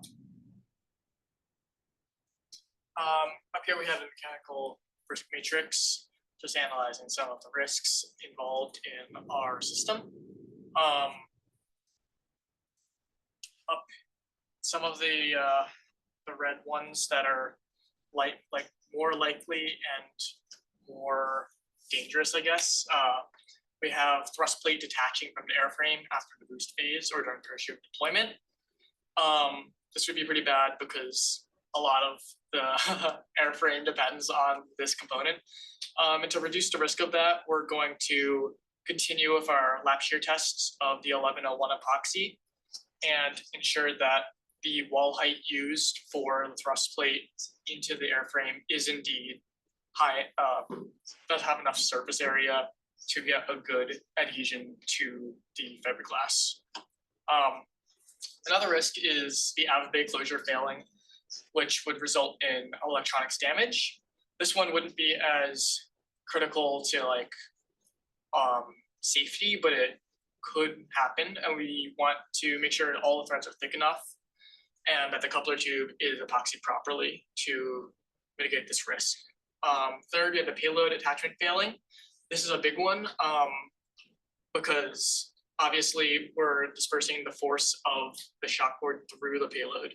And then to account for this, we want to do shear calculations on the adapter connection and the U-bolt on the bottom face of the payload. This will be done in FTA. And we also want to make sure that the O-ring is not going to fail to keep pressure inside that compartment, because that would cause more risks, which are accounted for in the payload section. Number 4, we have airframe separation failure, which would be pretty bad. So to make sure that this won't happen, we want to make sure there's tight tolerances between the airframe section and nose cone, and that all of the connecting surfaces are smooth and sanded down. We also want to make sure that the energetics have enough force to ensure that separation will indeed happen. Number 5, we have the first set of fins fluttering and breaking, which would be bad because those are permanently fixtured and it would require us to make a new set of fins. So a lot of care has been put into this, and we are doing plenty of calculations and real world testing to make sure that our fins will stand the velocities experienced during flight. We also want to make sure all the layups are done very carefully and properly. Some of the less dangerous risks. Number 6, we have mechanical failure of the bulkheads. The reduction plan is pretty simple for this. We just want to make sure the bulkhead thickness is great enough that we will withstand the forces, and we're just going to do this in FEA, which has mostly been done already. Another risk, fin mounts breaking or deforming, which was the drop test I mentioned before, which was done in SolidWorks FEA. And we want to make sure that the fin mounts are going to bend or something upon a crash landing. Non-removable fins breaking on landing is kind of another part of, it's similar to the front fins breaking, except this would be upon crash landing. To reduce this, we just want to make sure the parachute deploys and slows down the rocket on descent. We also don't want the permanent fins to be too heavy, because that would, well, no, we don't want to make them too heavy because that would hurt performance. We also don't want to make them too light because, or not strong enough, because that would increase the risk of breaking upon landing. Number 9, we have rocket landing outside of acceptable landing speed. To reduce this risk, we basically just want to make sure our parachutes are going to slow down the rockets enough. And this will also make sure that our assembly doesn't break upon landing. Epoxy bonds delaminate on the fin layups is one of the risks, and to reduce that, we're just going to sand the faces of the fins and make sure everything's clean before doing our epoxy bonding. We also have our epoxy heating box to make sure the layups cure properly. Risk 11, rail button breaks. Basically, to make sure that this won't happen, we're going to consider using a metal rail button. We also want to make sure that the attachment on the thrust plate is sized properly, such that there is no risk of a breakage. The competition also requires that the weight of the rocket can be sustained between the 2 rail buttons, which we are accounted for by making sure that the rail buttons are screwed into both the aluminum thrust plate and the aluminum bulkhead. Parachute tearing is an issue. Basically, to mitigate this, we're gonna make sure the all threads in the av bay aren't sticking out too much. The lower profile will hopefully reduce the chance of any snags or tears. Risk 13, rocket veers off of trajectory. To mitigate this, we're just gonna make sure that the stability is higher than 1.5 body calibers, which as of now, it is easily above that, which will make sure that our trajectory is straight, we'll fly higher, and we don't have any risk of veering like in a direction that could cause harm. Risk of mechanical failure of U-bolts is there, but we're going to do FEA analysis to make sure the U-bolts are strong enough for the load, and we're going to use bolts that are rated to the chute deployment load plus that factor of safety. There's a risk of the nozzle breaking, which actually happened on a test flight from last year. So what we're considering is having a some sort of stand for the rocket to sit on while it's on the launch rail, such that there's no chance that when the motor ignites, it falls and damages the nozzle. This isn't really a risk to harm, but it will definitely hurt our performance. So we want to make sure we have something there. If removable fins break on landing, that's not really a big deal as long as the fin mounts are okay, because they're kind of designed to do this, and we will have alternate, or like we'll have backup fins that we can place in the fin mounts. We also just want to double check our FEA drop tests to ensure that the fin mounts won't break. Rail button attachment fails I talked about a little bit already. We just want to make sure that we have enough space in our mounting hard points that the attachment won't fail. Camera failure, this isn't any risk to like human life, but due to the vibrations and loads during flight, there's a chance that the cameras will stop recording. We just want to mitigate this by making sure that the batteries are charged, and yeah. And then finally, we have failure of stop ring. And to fix this, we're just gonna redo our lap shear tests and recalculate the stop ring size. And this will also be used for the thrust plate walls.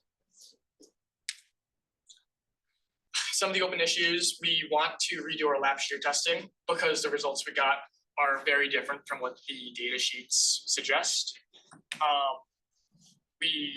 To do this, we need to purchase more fiberglass stock and aluminum of the proper thickness, and we want to make a bunch of samples so we have a larger data set. And of course, this will determine the final stop ring height and thrust plate wall height. We want to continue designing fixtures for machining, just so that when it comes to manufacturing in January, things can be very quick and easy, and there's little room for error and scrambling to figure out how we're going to make something. And finally, we want to finalize our wiring management for the avionics bay, because it will make life a lot easier on launch day. Yeah. Scheduled for completion, airframe. We want, before Christmas break, we want to make sure we have determined our fin materials, which includes any final instron testing. We want to order a G10 fiberglass. This is mostly finalized already, which means we're ahead of schedule. When we come back from break, January 20th, we want to have our fin cores cut out and the fin assembly centering rings all cut out. This will be done with wet tile saw or Dremel, and we can water jet the centering rings because they will fit in our water jet. By February 1st, we want to attach the permanent fins, which will involve cutting the body tube, prepping all the surfaces, and using the 1101 epoxy. February 12th, we want to complete our fin layups, and that includes prepping the surfaces, cutting the fiberglass cloth, doing the layups, and curing. On the metal side of things, we want to finalize our completion of the bulkhead optimization. This involves finishing our Altair analysis and make sure that whatever it spits out is indeed, like, we have the tools to make it. When we come back from break, we want to finalize our lap shear tests to validate the thrust plate wall heights and stop rings, of course, which should be pretty straightforward. We just need to redo the tests and make sure we follow the guidelines. January 25th, we want to begin fabrication of removable fins. This involves basically just water jetting and milling the corners so that they're the right thickness. And we also want to finalize the alternate fin designs for Genie or Apogee on launch day. February 2nd, we wanna get the thrust plate done, which involves CNCing and milling and lathing and tapping holes. January 10th, fabricate the bulkheads. And hopefully this will all prepare us so that we are ready for our February launch.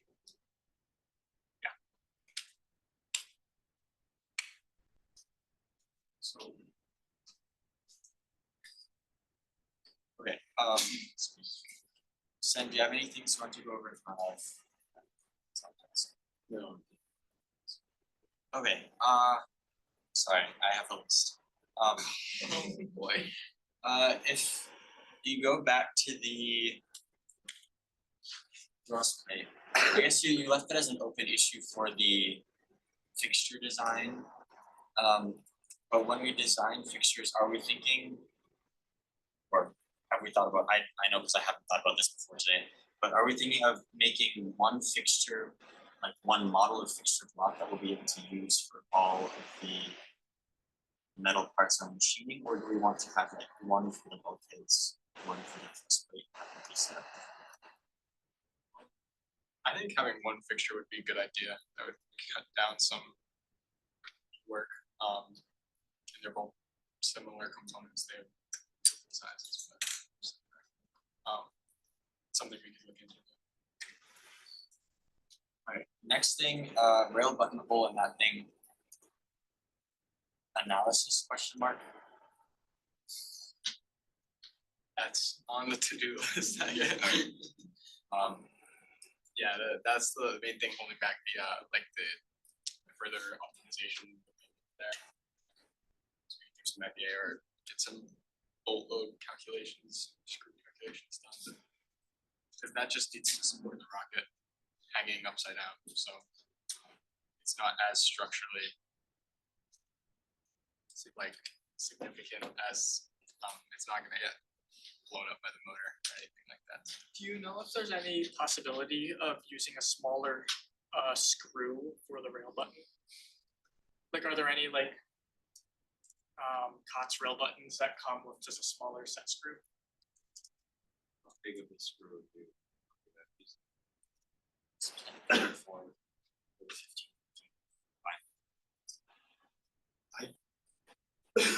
Sorry, I've had ones that use number 8s.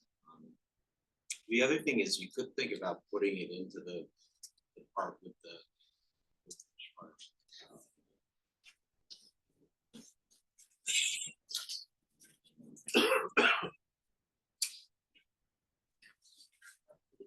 Smaller screw.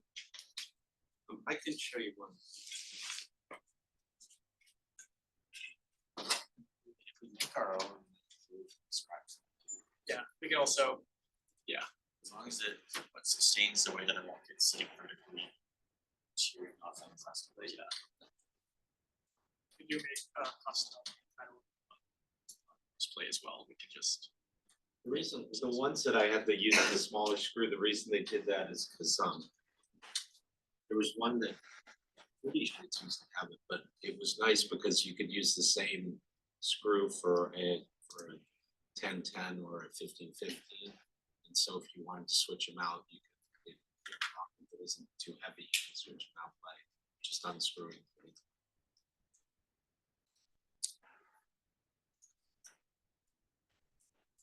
Alright, let's see. Next question, U-bolt thickness. I remember, this was a long time ago, so I don't remember where we stood on that. This was the smallest we could go, right?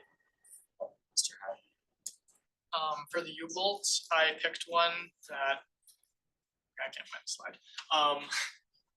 It's in there somewhere. Yeah, so I went to McMaster's U-bolt table. And I looked at the rated chute loads, and I believe this is indeed the smallest U-bolt that we can use that will have a factor of safety of about 1.5 for the chute deployment force. And I know we did last year, the competition stuff is just to know this action, we sawed off the ends of the threads. Can we do that again? This weekend? Yay, that was fun.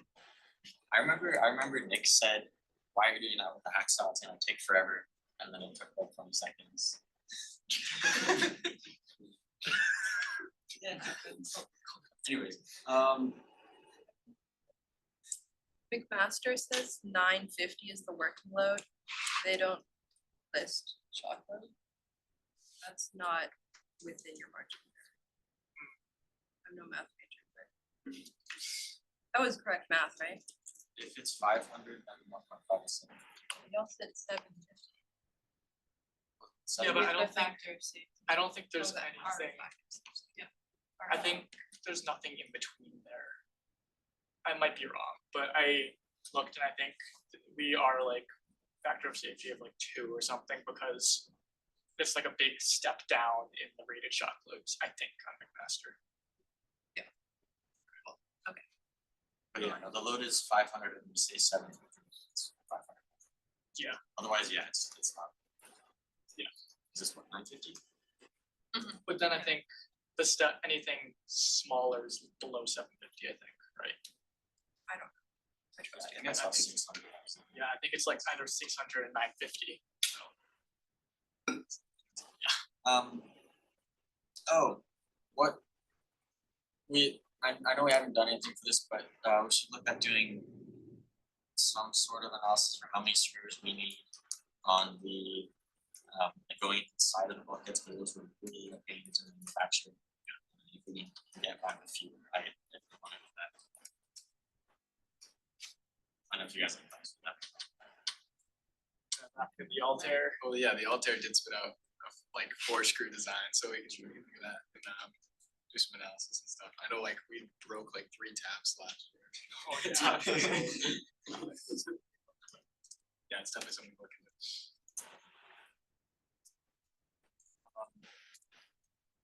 Okay, ends of the all threads are tearing. I know you guys mentioned lower profile wing nuts.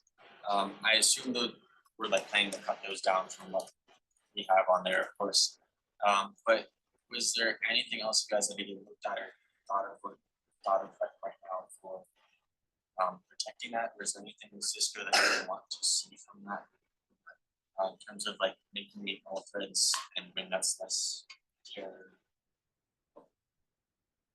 Less able to tear. Yeah, could you put something on top of there that's not gonna like wreak havoc on the main? Thoughts on, The all, because on at Spaceport last year, the all threads like ripped 2 of the shroud lines. thoughts on, since only one side needs to come off. Thoughts on having one side not have wing nuts and just be like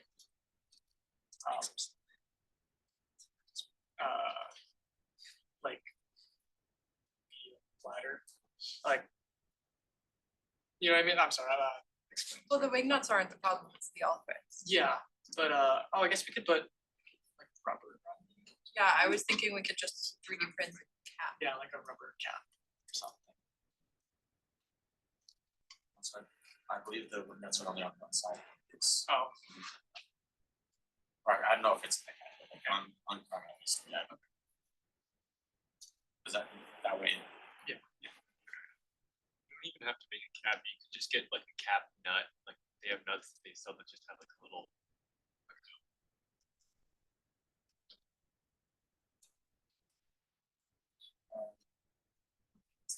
Slide 42.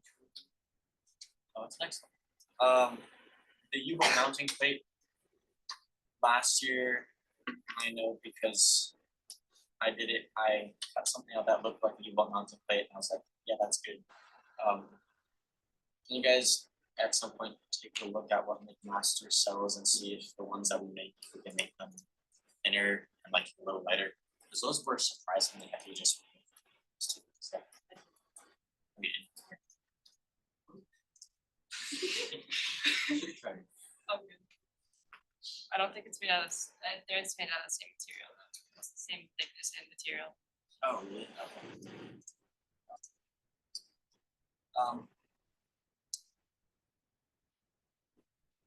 Yeah, I guess we did mention streamlining the big run cams and the small run cams. I know Jake had mentioned looking into for the big run cam. Setting it up in a similar way to the small run cam where it's like cut into the switch band. So that's something we can look at. Speaking of switch band, I don't think this is a particularly Sammy would know a lot more about this, but how many holes can we cut in the switch band before we need to start worrying about is it gonna do its job properly? I mean, that's a good question. I've never actually tried to simulate that, but it is a concern.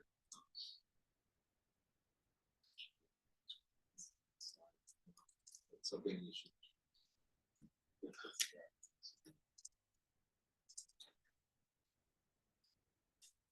At some point it's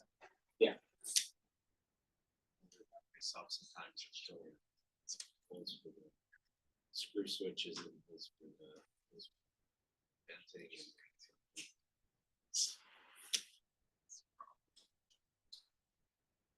oh yeah, speaking of Avbay and drilling holes, thoughts on, we don't have to do this.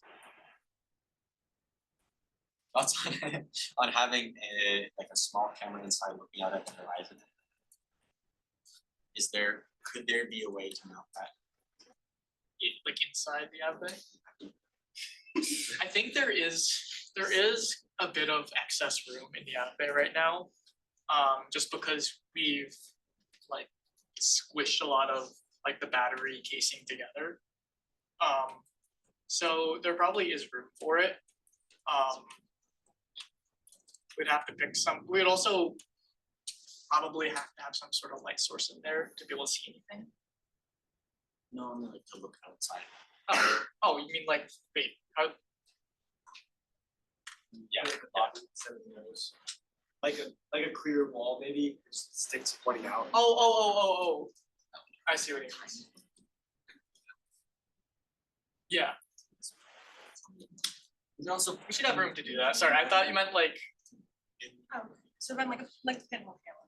yeah, I thought you meant like a horizon, like along the side of the rocket. Like the small front cam. oh no. And I was like, we have that. We can also look about that next. I don't- Okay. Not super important. Slide 54. This is where I started back.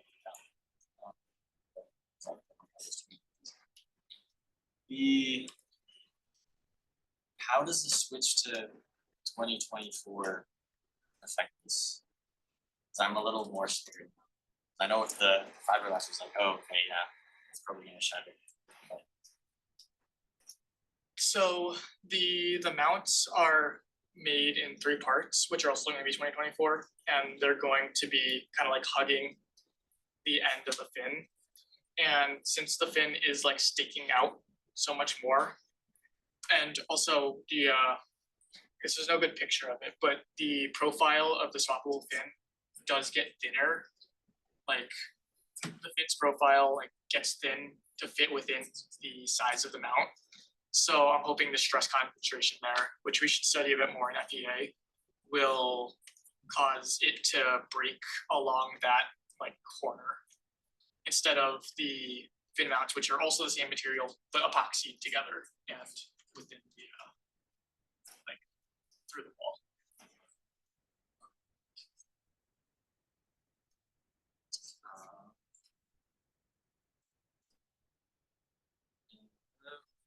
Oh yes, 57.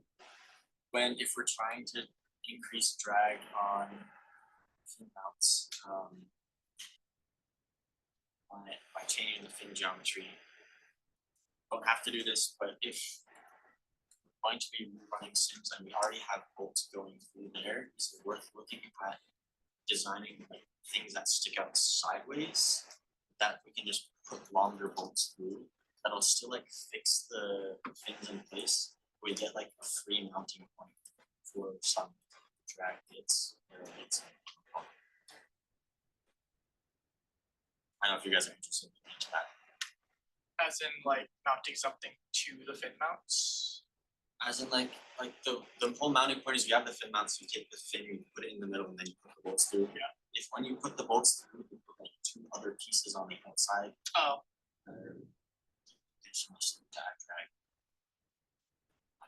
do that. The bolts and the nuts are not gonna be permanently fixed to anything.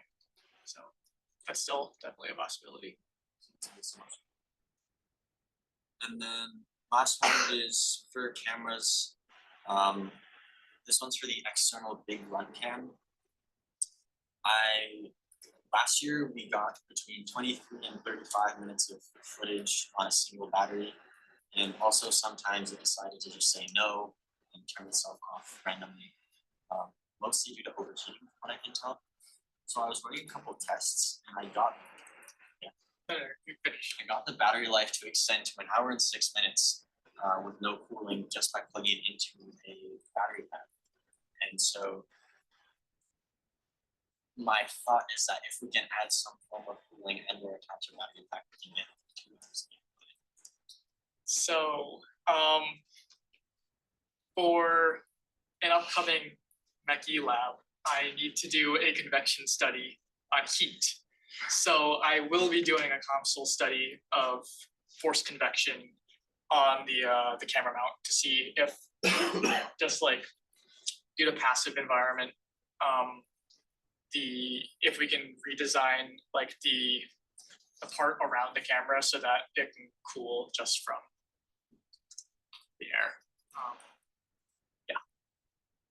Things I think I don't know how feasible this is or how much it would affect our batteries, but tiny little fan on the inside. The channels. Batteries would that require? 17. No, if it's something that we could like afford in our pocket. Otherwise, I think we could probably reduce some of the like the sides of the battery case, make like little holes so that it has contact with outside air.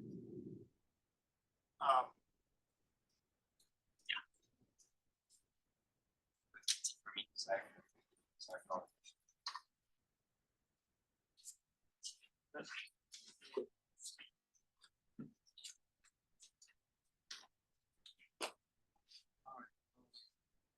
Let's do, yeah, why don't you guys go ahead and then we'll break for lunch after this one.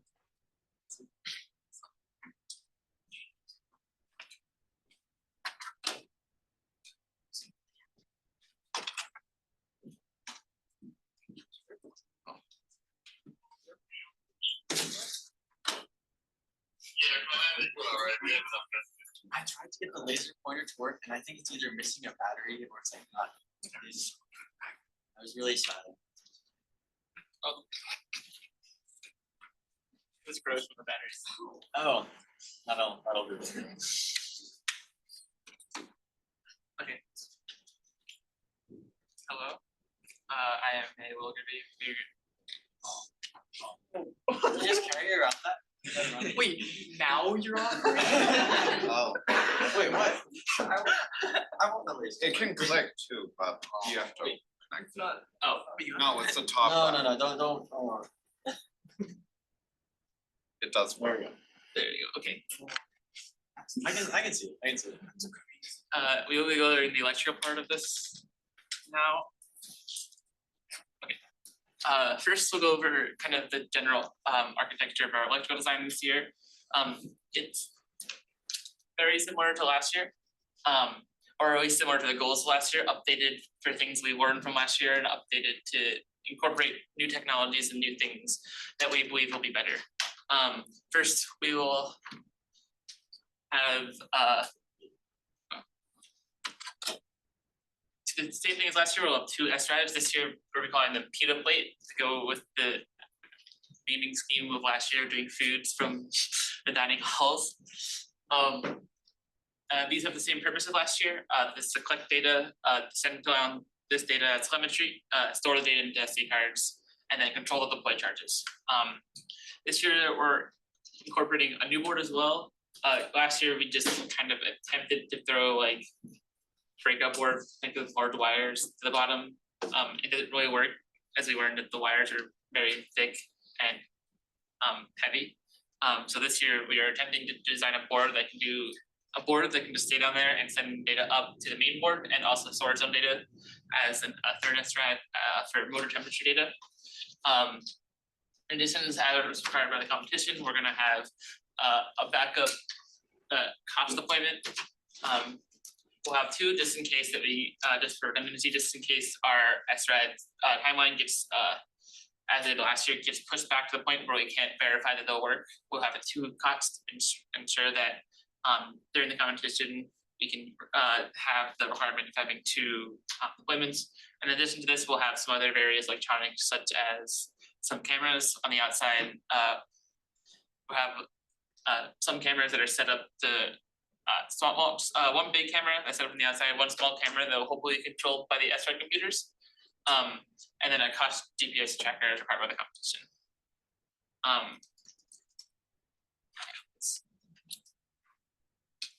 This is our wiring diagram. Basically, it's almost the same as last year, except for it's the same as what we launched with last year. Basically, where we have each of the boards, 4 boards, has its own switch and its own battery. Currently, we've set up in the ideal case where the SRAD development is successful.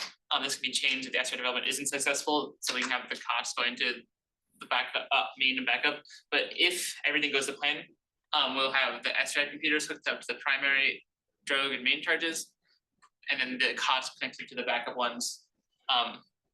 This is just for redundancy. We have 2 SRAD computers. We have 2 SRAD computers that have redundancy and telemetry, which isn't displayed here, since it's for switching and battery connections. And then in addition, we also have cameras that are controlled by batteries that are in the board. That's actually, I forgot to connect those to the SRAD boards, but they should be connected to the SRAD boards, be turned on. I forgot to use this again. So basically, the overall goals of this, this has been the first slide, but whatever. The goals of this are to record and store telemetry data, send this real-time telemetry data to the ground, and then deploy the recovery. The requirement for the competition is we have to have a TBS tracking feature, which will have a backup COTS one, and our SRADs for. So we triple redundant GPS tracking, and then a COTS flight computer, and those requirements. So this is a basic parts list. It probably won't make that much sense until we go over the actual design. But basically, I'll go over quickly the important parts. Is we have, actually it's probably better just to go to the actual design and come back. So basically our design for the we'll go over the design for the main flight computers for now.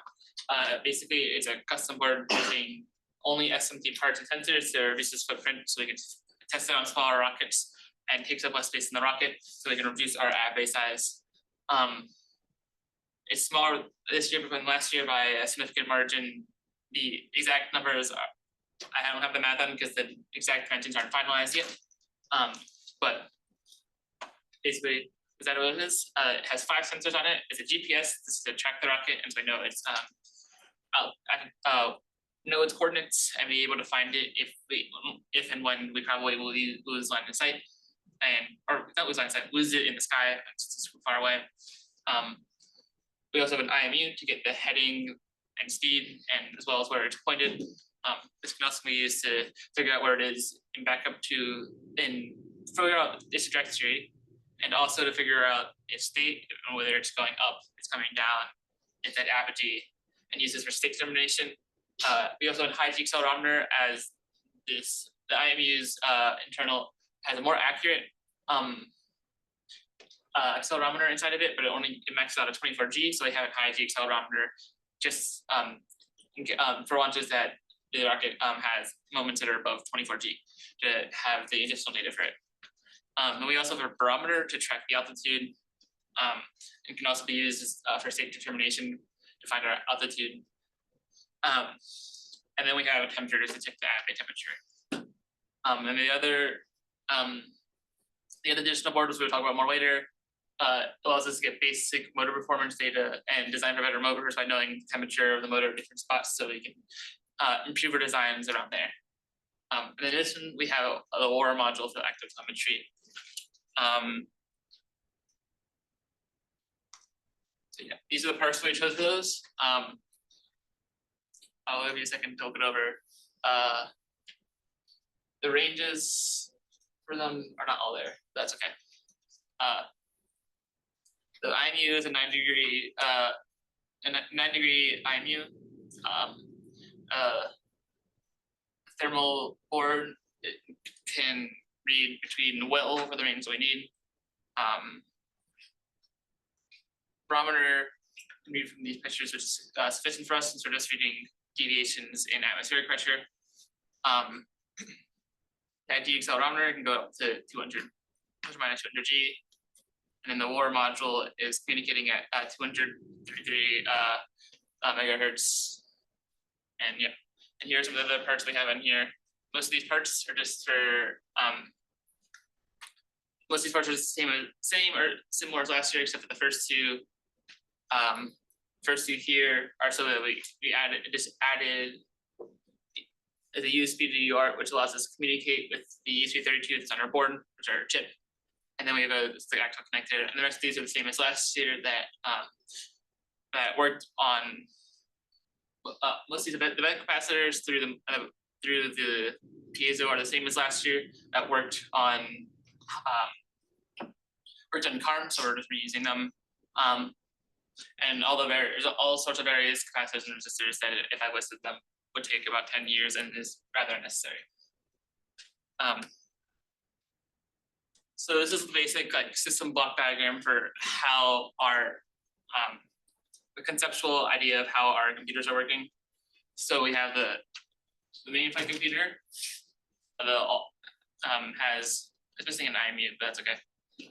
The barometer, GPS, accelerometer, and other IMU, and a thermal temperature sensor talk to the ESP32 here, which writes it to an SD card, and also sends it back to the ground station, which will be discussed later in the avionics section, I believe. And then also we have an additional thermal board that has its own temperature sensor, which writes to uses the ESP32 to write it to an SD card, and also uses the Bluetooth capacities to communicate, or send this back up, send data from here back up to here, without having to have wires through the entire long sections of the rocket, which we found could be quite unwieldy.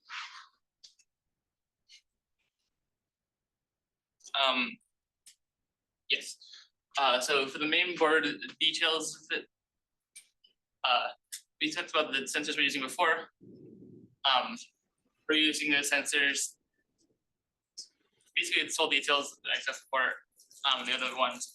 We use the sensors that I mentioned in the reasoning to gain telemetry data and save them to SD cards, and then communicate with the other thermal board, and also communicate with the ground station to sync data.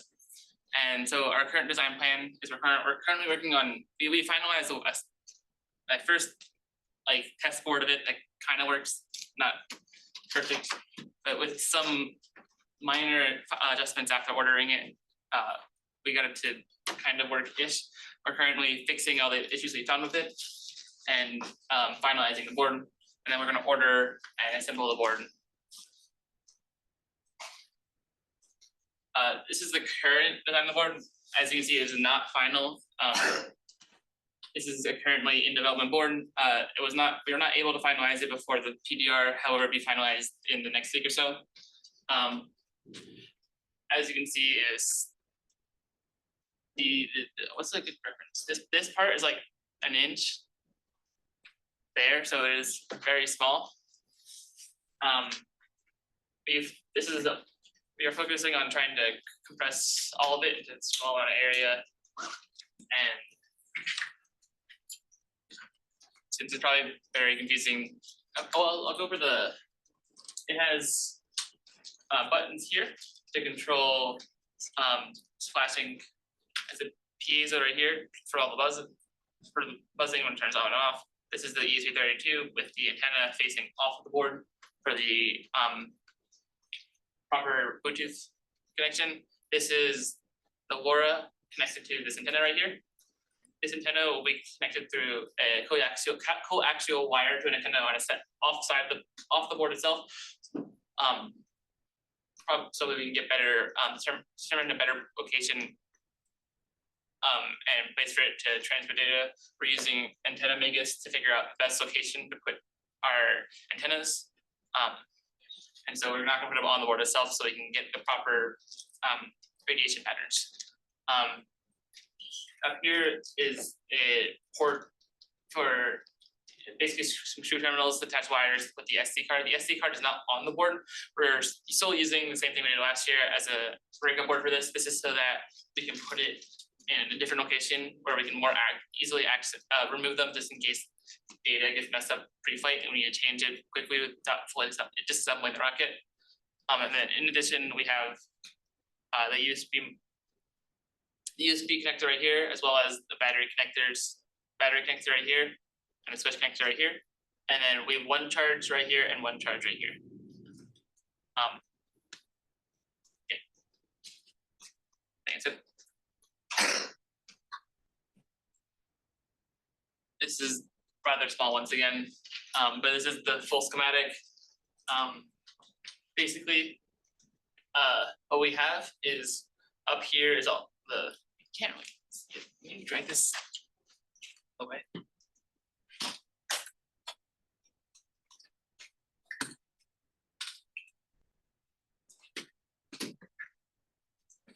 More and then yeah, and that's like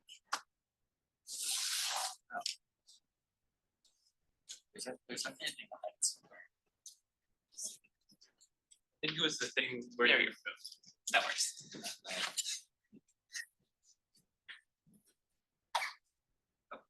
This is all the power section. Up here we have the screw terminal for the battery. The screw terminal for the battery is connected to this right here, which is a full array rectifier. This is for polarity protection. Last year we had small issues when we have the last minute assemblies, and with cold hands, it is very hard to make sure we put in the batteries the right way. So we have polarity protection, so it doesn't matter anymore. Off of this here, we have two different voltage regulators. One of our sensors requires lower voltage than the rest of the board, so we have a second voltage regulator just for it. And then we have an LED up here to indicate when it's turned on, and a capacitor right here this is the event capacitor, so that when we as last year, we have this event capacitor so that when we're pulling to do the charges, we don't burn off the board. Here we have the charge deploy system. This is the exact same as last year, is unchanged. It has continuity connection right here, and then a MOSFET to turn on a MOSFET when deployment was happened, so that we can set off the charges. In addition, we have the piezo right here. This is down here is the ESP32. This chip. This is connected to some circuitry here that's to flash it and to turn it on. And also down here. Those are connected to over here, which is over here. This is all the USB connector stuff. Basically, all the circuitry connects this, which is the USB connector, to this, which is the UART to USB converter.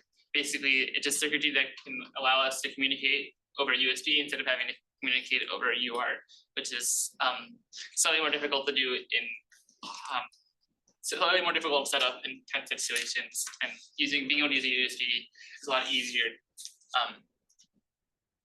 And then in addition, we have, these are all our sensors here. Except the DPSs right here. Basically, they're all set up the same. They're connected to I2C over lines that I can't read because it's so small. They connect to ground, and they connected to the various powers with low pass filters to make sure that they're properly powered. Here's the GPS which is powered the exact same way, but also connected to a cell battery to make sure that it constantly has always power to make sure it always has power to keep track of the satellites, and then also a satellite here.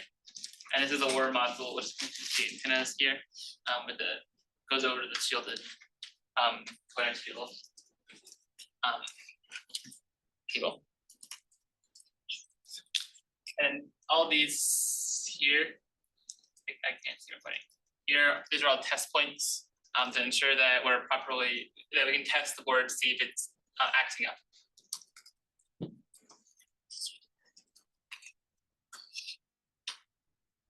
So how we're manufacturing this by sending it out to an external manufacturer. We've been using PCB, which has not failed for us yet. Some of the simpler boards, so maybe for the thermal board, we might be able to do in-house. It's dependent on the electrical engineering department allowing us to do things, and also they don't have procedures for a lot of the things we want to do in our boards, so we have to figure out what's the limits of what things we can do. So some of the boards we might be able to do in-house, but especially for more complicated boards, we'll send them out probably. Procedure pretty much to manufacture it as after we receive it. There'll be a lot more manufacturing procedures if we have to do them in-house, such as ensuring properly doing all the plating, properly milling all the holes and stuff, but that is still not set up yet. For now, we order the boards, and then once we get them, we do one side. Our boards this year are two sides, so we do one side at a time. We place all the parts by hand, put it into an oven, and then repeat this to the other side with tape on the other side. There's tape we can put on it. I forget the name of the actual tape. It's like the clear orange tape. What's the name of the clear orange tape? Kapton tape. You can put Kapton tape on one of the sides to ensure the parts don't fall off. But yeah, that's the basic manufacturing procedure for these. So how are we going to test these? Basically, the first thing we do is do sensor verification, basically run through tactile sensors, see if they're all working. Once that happens, we do some ground testing. Once the avionics team writes the code, we attempt to recreate some of the flight conditions and verify if the detection of certain things are working, and the states are working. Then we can do some passive tests, so we're flying on various rockets. These are a lot smaller, so we can put them on a lot smaller rockets and test them a lot more times. As part of the benefit of us shrinking the board. And so we fly it again and again until we are sure that the state machine is going to work with relative certainty. And then we do an active test in it. But first, do more active testing on ground to make sure that this finalized thing is going to work, and then actively test it on flight. Now we're going to talk about a thermal board, which I'll have Catherine come talk about.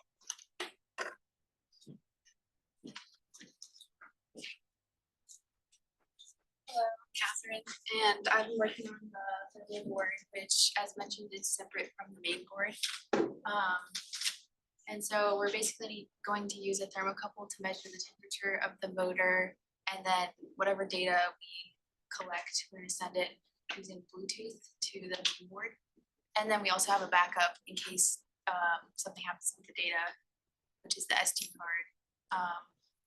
So the basic design plan is to start with a prototype on a breadboard, which that has been done, and just to gather some temperature data, and then start designing with KiCad, and then hopefully finish an integrated board and send it out, and then test this. So here's just some analysis of thermals. As you can see, we have, as mentioned before, we have a sensor on the main board, and that's located in the middle of the rocket. Just to measure temperatures of the electronics and the batteries, which shouldn't reach extremely high temperatures. However, the temperature, the thermal board will be towards the end of the rocket to monitor the motor temperature, which is going to reach significantly higher temperatures, which is why we're going to use a K-type thermocouple. So yes. In terms of testing, as mentioned before, we're going to use Arduino IDE software to just test the prototype of the thermal board, make sure we can gather some basic thermal data. And then a very important test will be to see if we can use the Bluetooth function to communicate the data from the main board to the thermal board. And as mentioned, we're also going to fully test the integrated board with the thermocouple at the very end.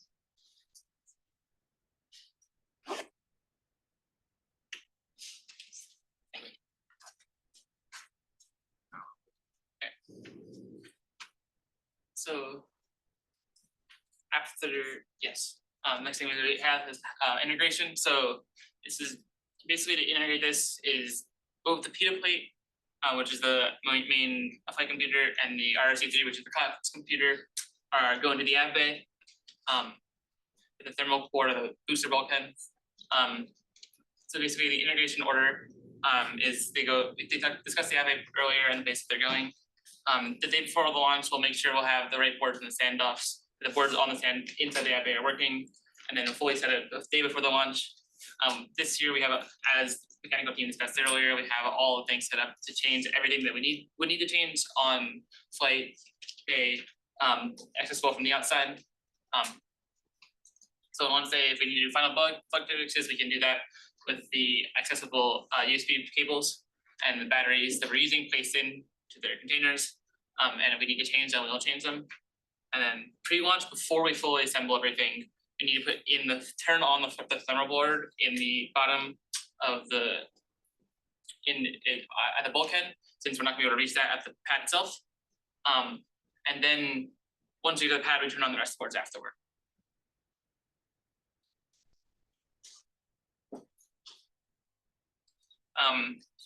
This is we'll have a risk. We're having a risk for electrical as well. These are where I placed our risks. So risk one is the SRAD. The main risk is the SRAD circuit falsely fires. This basically can cause one team that starts with the name letters DU and ends with the letters KE to have their motor go like 2 miles that way. So it's very much a real issue. And to prevent this, we'll run, as said, we've reduced the footprint of our computer so we can run it on tons and tons of rockets that are a lot less high risk rockets and a lot smaller rockets that if they fail and their motor goes out there, it's a lot smaller motor that goes up there so it doesn't go as far. And it causes a lot less of an issue. And the more we can run these, the more we can run this on smaller rockets, the more the risk is reduced, and the more confident we can be that our SRAD is going to work. And also, in addition to all this, we also have a backup cost just in case it really doesn't work. Somehow, do not catch an issue.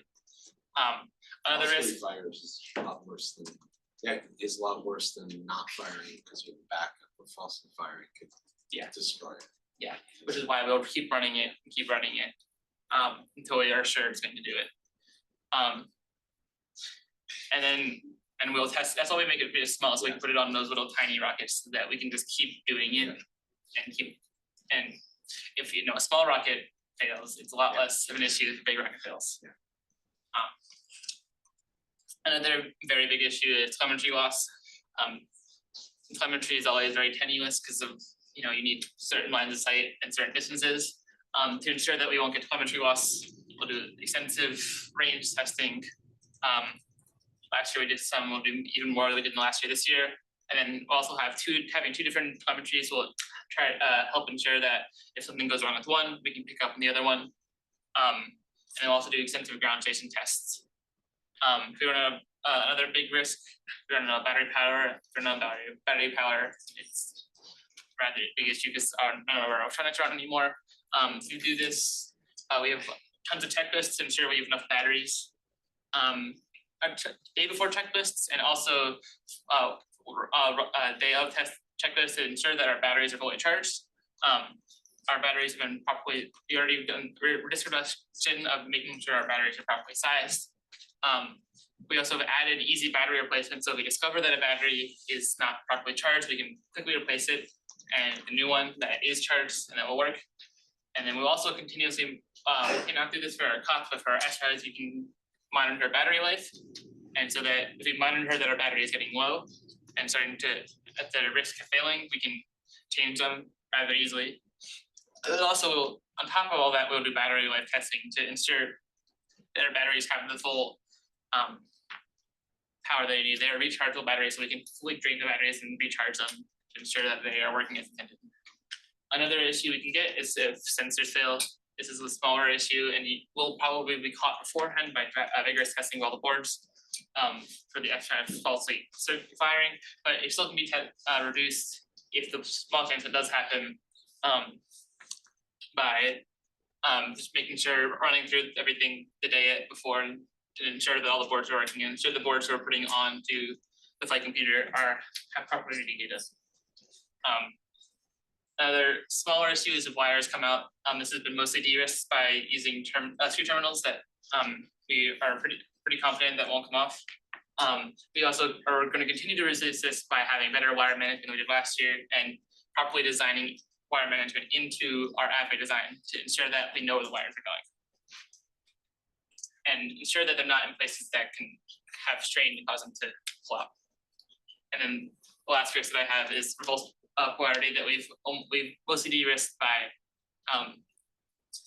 making so that the SRIs can't reverse polarity. There's still a small chance if the cost ones do, but we'll reduce this by having our connections can only go in one way, and to ensure that the only place that we can reduce it is the screw terminals. We can reverse it, but we'll have it properly labeled and double check it with checklists to make sure that they're properly set up. The open issues is we still have some issues that we're resolving from P2P1 to P2P2. And on P2P1 we had issues with USB connection, flashing, and flashing. These are currently being resolved and have been tentatively fixed, and so just need to be printed and manufactured and tested. In addition, we're reducing the footprint even more from the first version and reworking how the LoRa is working. These still need to be tested when we order the board. Here's a very tentative schedule to completion.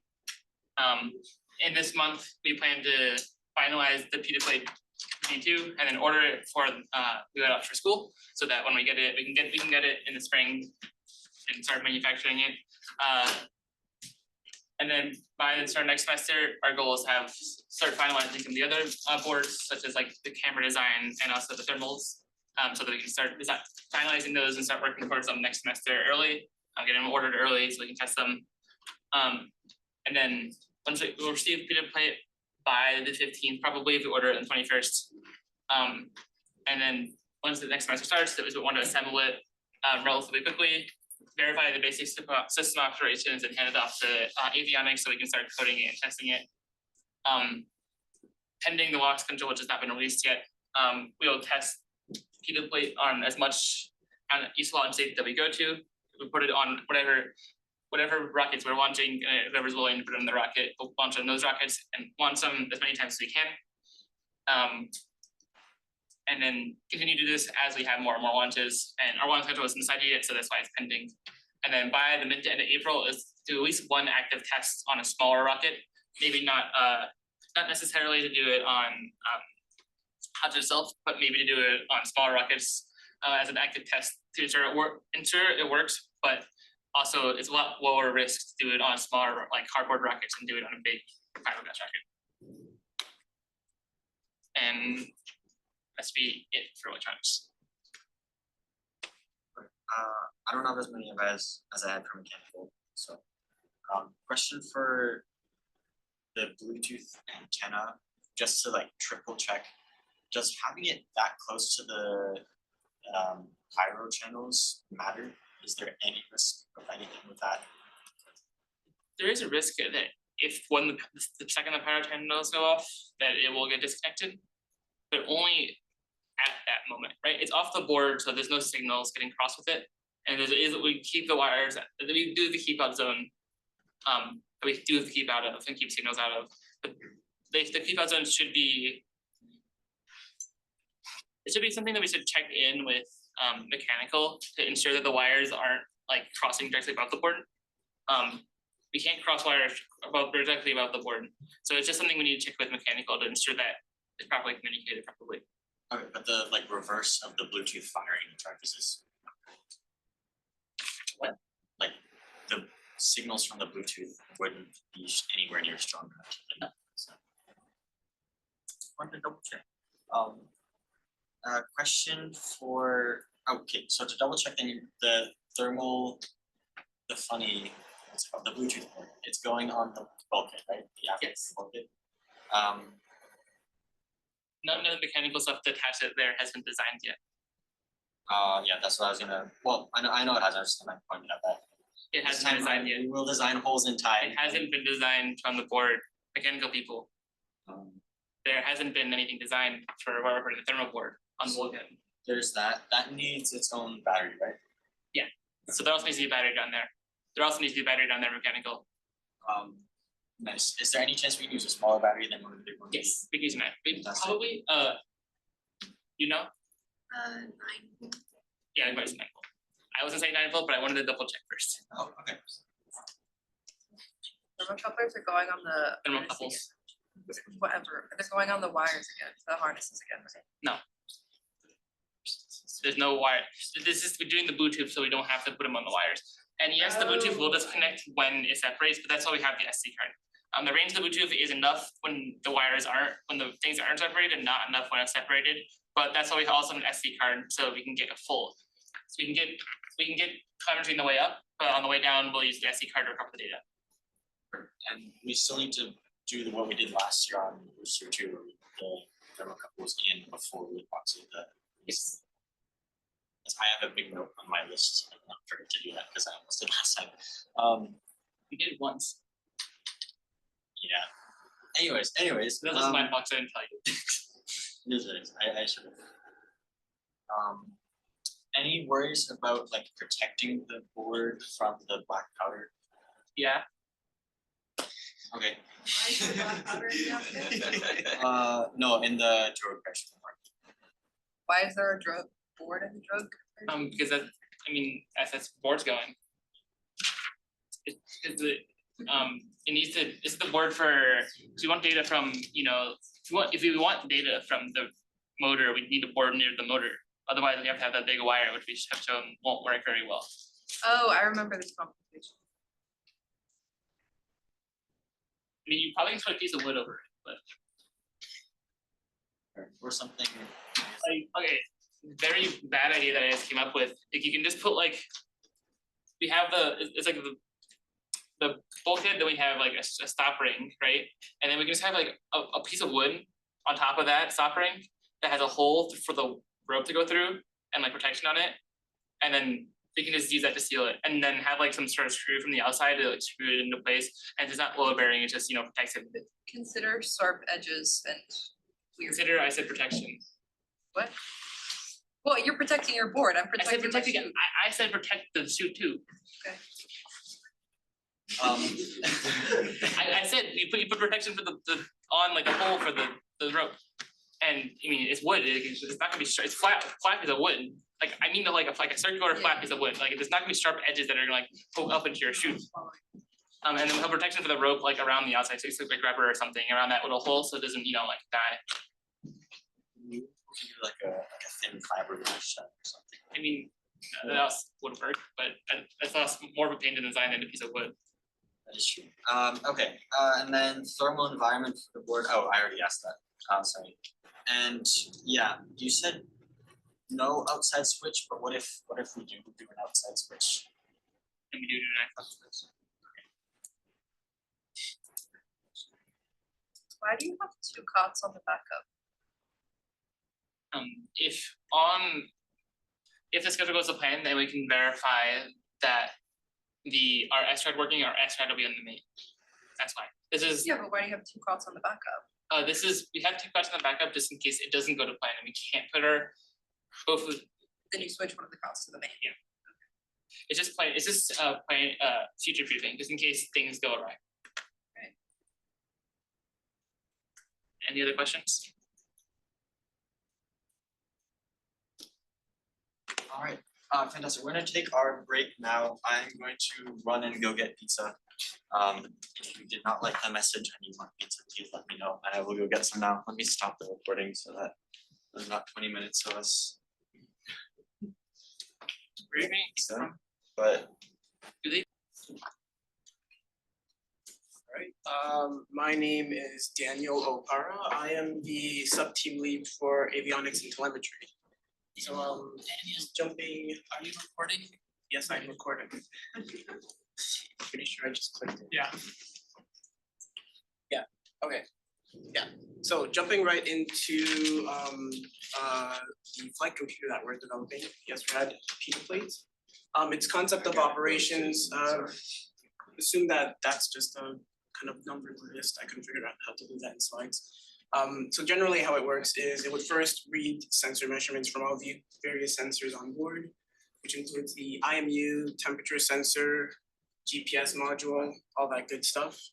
It then makes use of the altitude readings from the barometer and the IMU to perform vertical velocity, vertical acceleration, and altitude estimations through sensor fusion and filter techniques. And from there, with that, we're able to predict the rocket state based on those sensor readings. And from there, we would write all that flight data to an SD card, which is our local data storage. We would then compress all of that data and timestamp it with the current flight time and transmit that compressed data to our ground station. So in terms of transmission, for communication between PETA plate and our ground station, mobile order, we're going to be using a custom transmission protocol using LoRa. And for sort of redundant transmission techniques, just to ensure that the mission control center for ESRA just knows our rocket location, we're going to use APRS AX.25. That's sort of just like standard amateur kind of radio transmission protocol. And as for development of the flight computer, it's programmed in the expressive environment, or just the ESP IDE, which entails programming in C, but we were able to do like a little kind of workaround to ensure that we can program it in C++ to make development go a lot faster and smoother.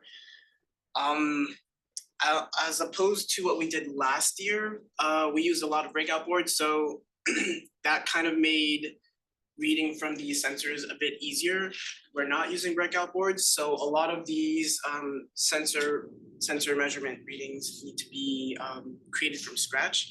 We will make use of external modules for the ones for the sensors that we can find, like our barometer, which was made by Bosch, so we'll be using their APIs, and the transceiver that we'll be using, which is compatible with Radiohead, so we'll just bootstrap those libraries.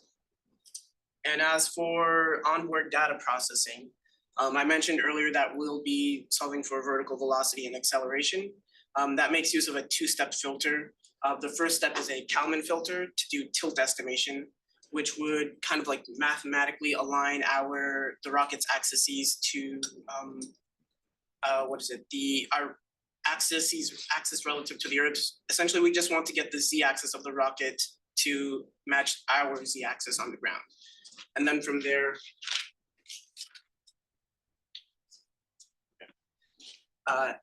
we do a complementary filter to actually make use of both the barometer and IMU readings to then get our acceleration and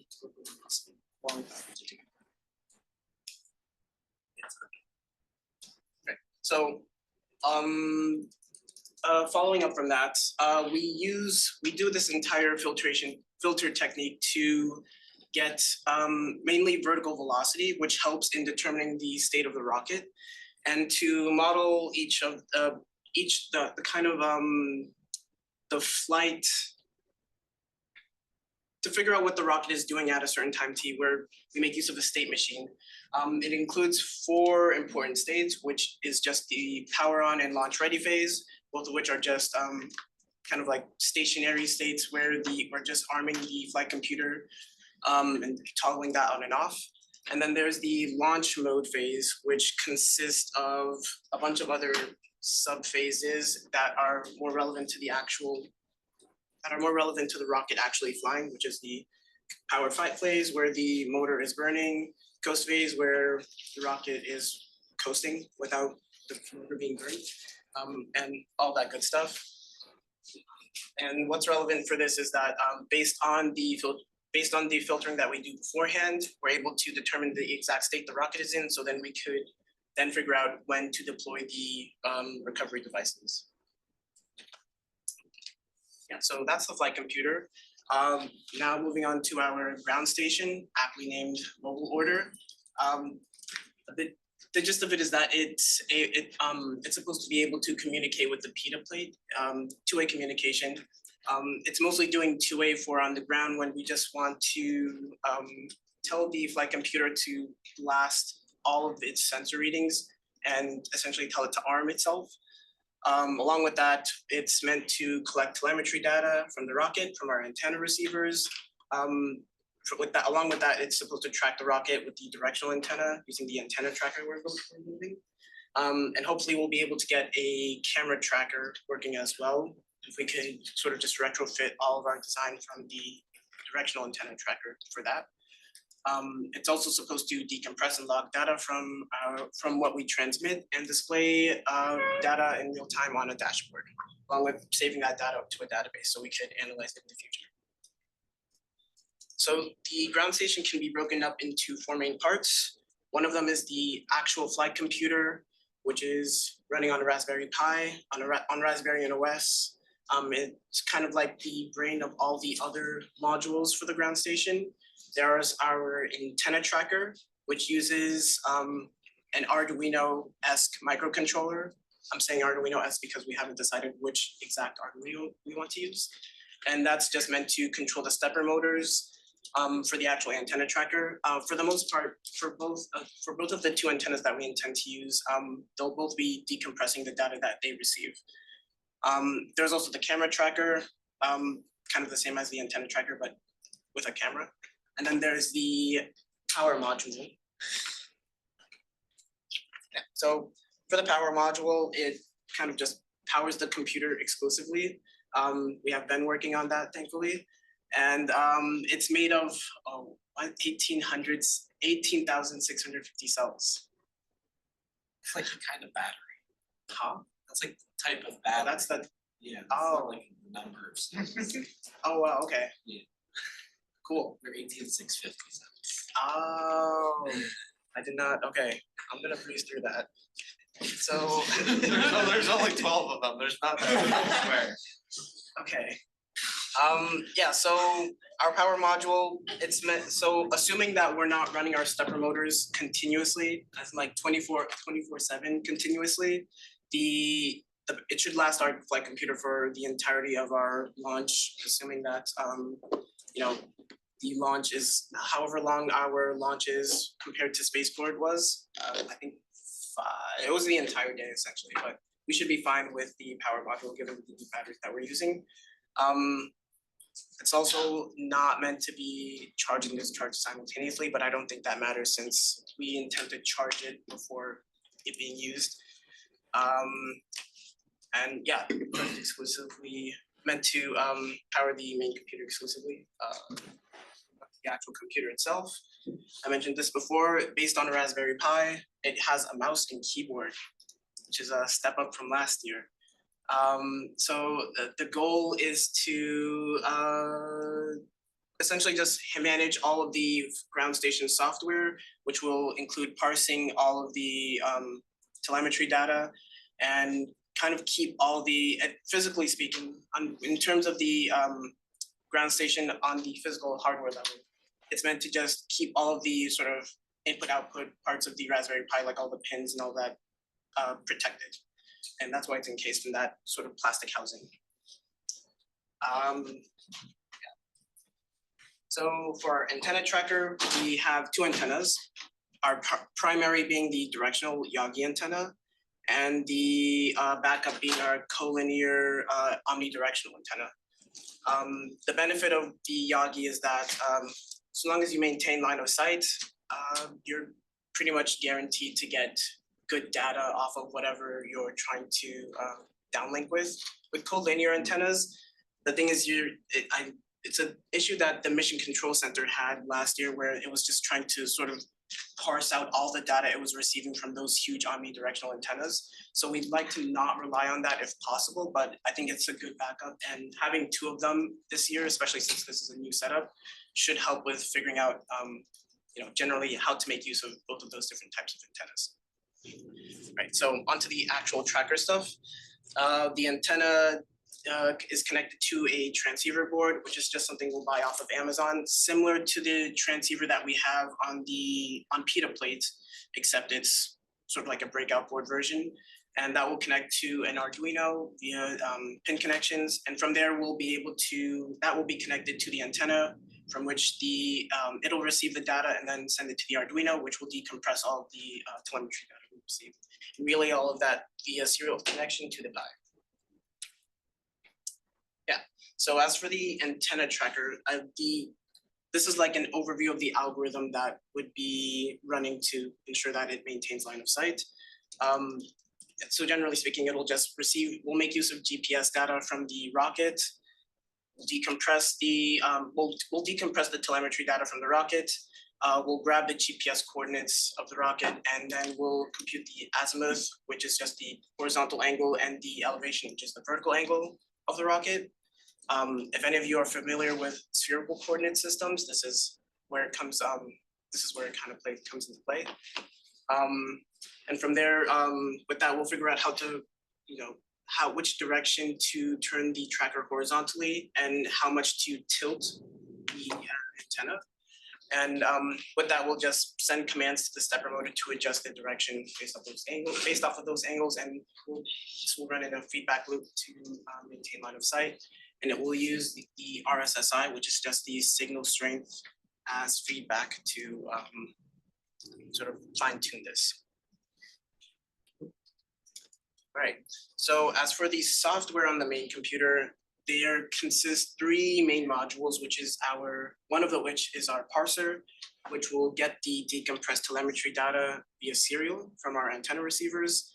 And it will sort of organize all of that data into one big shared memory class with a queue data structure to ensure that we aren't kind of overloading the Raspberry Pi's memory with a bunch of data that isn't really being used. So each of these three modules will run concurrently in parallel. So as the telemetry parser is constantly receiving data and just kind of publishing it to that shared memory class, the local database and dashboard will constantly be pulling from that shared memory class, and just the database will be saving it to the database, and then the dashboard will make use of that data and display it on a GUI. All right, so as for planned analyses, we do intend to calculate a link budget. And with that link budget, we'll do some more antenna simulations, specifically with the pita plate antenna and with the GPS module. Considering that we were never able to collect GPS data from our launches in the past. So figuring out what exactly went on, if there was an issue with actually with doing any sort of fixed acquisition, figuring out how that would work would help with figuring out if there was something wrong with the GPS antenna, or if we need to attach an external one. We also want to do some sensor calibration, since we're not using breakout boards anymore. So we need to ensure that any sort of parameters, sensor parameters can be used before we actually use any sort of measurements from the sensors to do any sort of sensor fusion. And then we also want to do state transition simulations to ensure that the transitions are robust and they aren't we don't change from one state to another based off of some weird edge case that could occur on flight.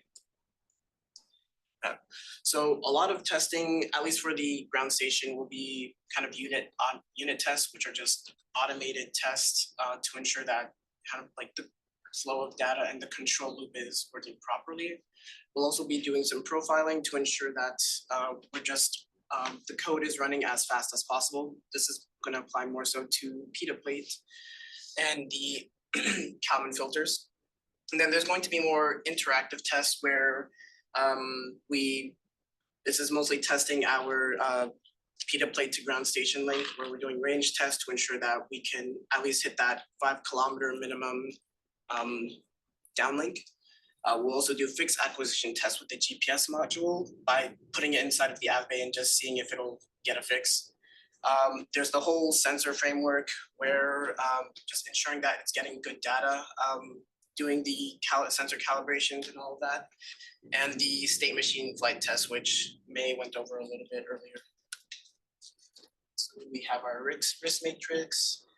So some of the largest risks have to do with recovery deployment, and there's a couple of failure points with that, with the 2 points that with the state determination and the sensor filtering and fusion, which is also kind of like dependent on so there's 2 points of failure with recovery deployment, one of them being state determination, which is also dependent on our sensor filter and sensor fusion algos.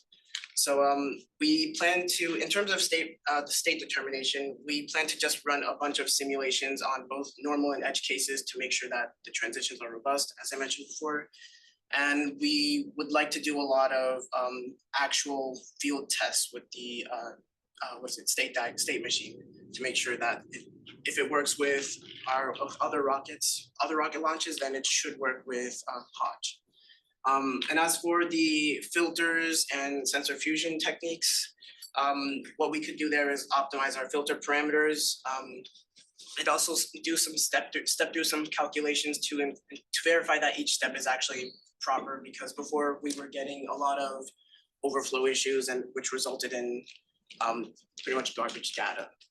And additionally, one of the hugest risks is failure to read sensor measurements, which kind of botches everything if that goes wrong.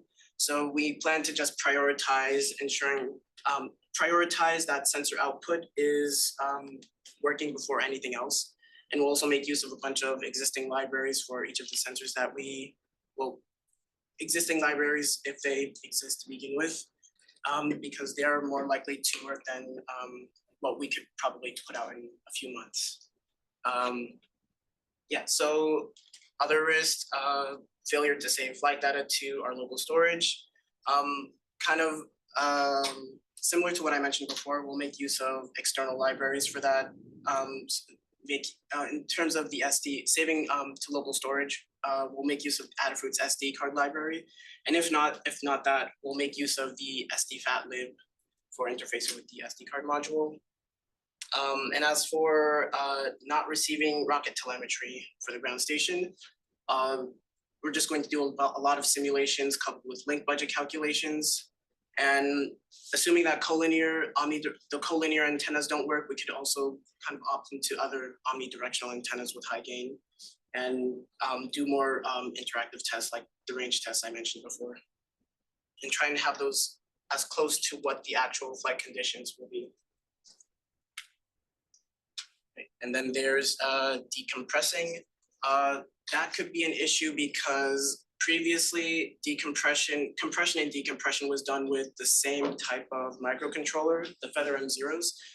But since we're making use of an ESP32 and some other Arduino kind of thing on the ground station for our transceiver, we need to make sure that the code for our compression and decompression schema is not NDN sensitive. And if that's not possible, we'll just have to ensure that both devices have the same NDNness, and just extensively test those the program that we write for that. And another risk is failing to save the telemetry data to our local database. I think that's would be more of an issue of just not having the proper database configurations. There could be an issue with the database not being, the specific database we're using, which is InfluxDB, not being able to handle high data rates. That's something we're going to profile for, and trying to eliminate any sort of bottlenecks in the code to ensure that it's properly receiving and storing data. The last risk is an incomplete and sort of like ugly or non-user-centric dashboard. that is just something that we'll try to sort of prioritize having a good design for before actually trying to implement anything. So some open issues right now, sensor reading, all of these are currently in the works with sensor reading and sensor calibration. We also want to rework our custom transmission protocol. The base of it is already good in terms of the math that we're using, but it's just more of designing a sort of bit field schema that will be transmitted. We also need to tweak our state machine. Most of the transitions should be okay. It's just that there are instances where we're making use of constants, which is not robust. And we also want to debug last year's filters. That's all that for the flight computer. As for the ground station, first thing that we're going to try and work on is the telemetry parser and set up the actual database. Along with that, we want to complete the dashboard sort of like UI. That's it for me. Any questions? Yes. Yes, so the two-way comm stuff, just to clarify, what happens if we can't send a signal from the ground station to the rocket? Is it gonna There's a transition that kind of overrides and sends the state machine straight to flight mode if it detects a change in vertical velocity and altitude. Okay, so we miss out on the first like half a second of flight. Maybe, yeah. The signal. Yeah. Sounds good. Question on the ground station tracking slide 112. We're following it based on the GPS coordinates we've received from the rocket, right? Yes. First question, how accurately pointed at the rocket does it need to be? I have not done calculations for that. I don't know how many degrees of freedom that we have, but I think it doesn't need to be like pinpoint on the rocket. I assume that like even with what 5 or even 15, I think we should be all right. Okay, sounds good, because the thing I'm worried about is GPS altitude, especially at that speed. It updates slowly. It updates slowly. So it might be an issue with initially getting the rocket, like the first high G events with it accelerating really quickly. That might be an issue. I don't know exactly how to solve that, but I think for the rest of the flight, it should be all right. So once it stabilizes, it's able to get it better. Okay. Yeah. If we don't have a GPS fix, can we use just RSSI for that, or is it too weak? The RSSI just tells you how strong the signal it is you're receiving. It's not gonna give you any sort of like direction. Like it's like you could try and do some Marco Polo kind of stuff with that, but it's not gonna be it's not reliable at all. Okay, sounds good. And then last thing for column filter testing in terms of like something of this size and flight profile. Yes. Do you need like a wide rate sample size of tests, like a bunch of different flights, or can you just rerun it on, I know for edge cases you do, but to get it to the point where you can worry about that, is what we have from Carm enough? Yeah. Yeah, I could also just pull some like random flight data online and make use of, as long as they have any sort of like altitude and IMU readings, I could use that as well. Sure. Yeah. And then, yeah, the only thing I can think of for the GPS tracking purposes is to manually track it and put it in the holder, but that's. I mean, we do have 2 Yagis, so we could just instead of having just one ground station, we could just have this ground station that we're building from scratch and some computer that's connected to an Arduino and a regular computer, and just have somebody try and manually that kind of stuff. But yeah, that's definitely an option. So we've done purposes. Also, if we put it far, if the ground station's far enough away from the rocket, it doesn't need to go so fast. Yeah, that's true.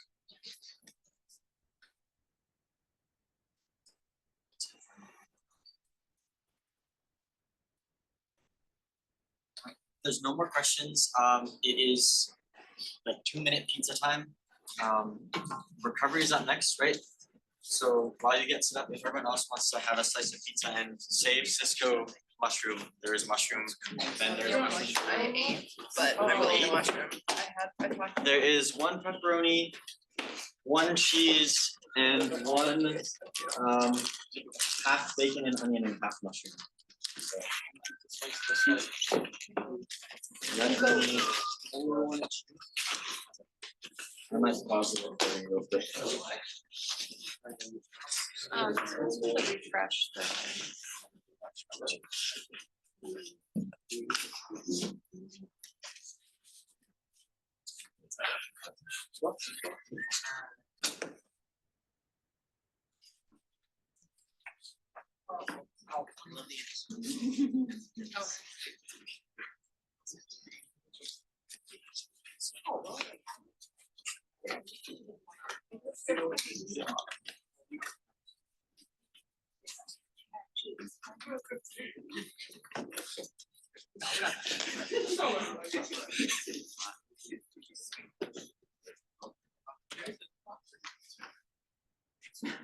Yeah, we took like. No, it's a lot. I think we just started 45 minutes. We didn't start.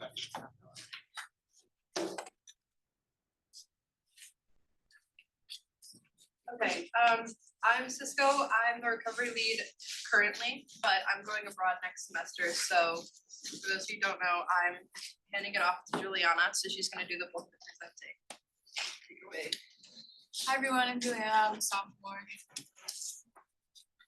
This is the wrong computer. Okay, Well, I can move it for you. oh, perfect, okay, Or maybe not. How do I do that? wait.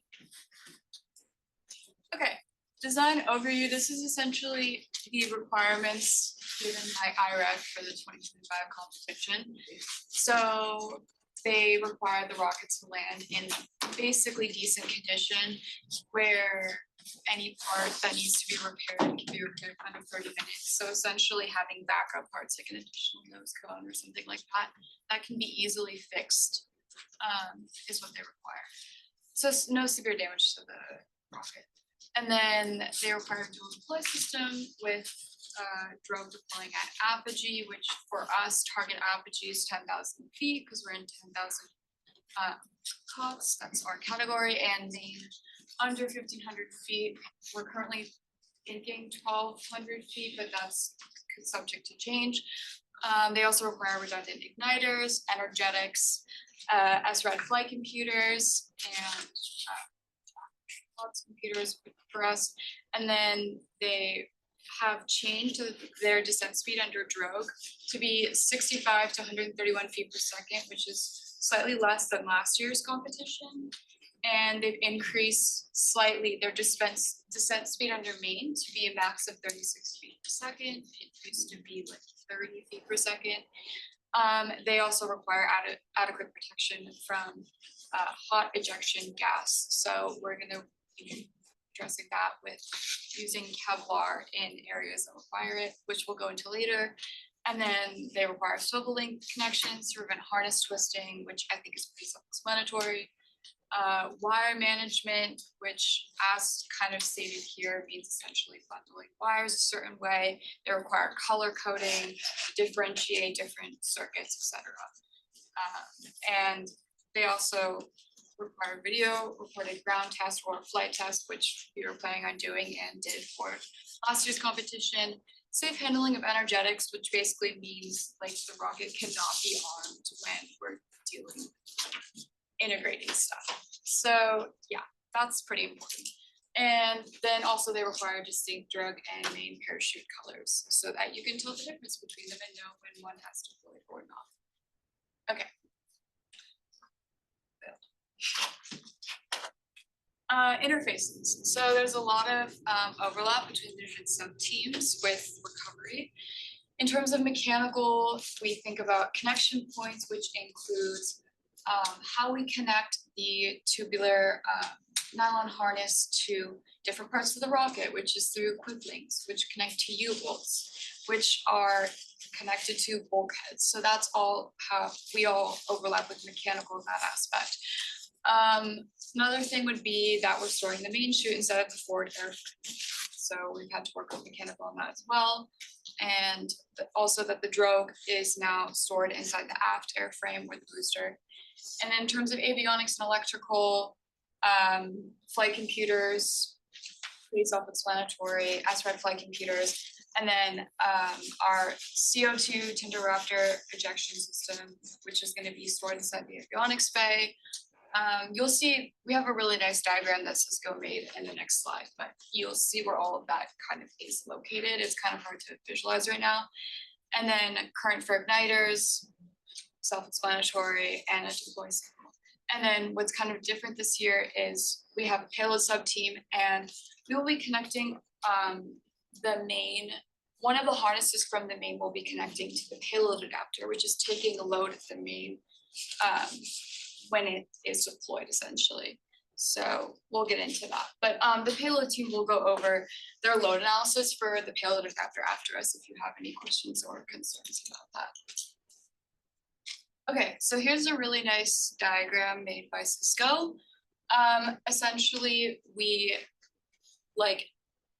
when we were figuring out the certain distances for the harnesses, we wanted to minimize harness tangling and minimize collisions between different parts. So that's kind of the reasoning for the different distances between the parts. Ideally, in recovery, you want this ideal stack that you see once the main deploys, where you have the main at the top, the nose cone with the payload right below it.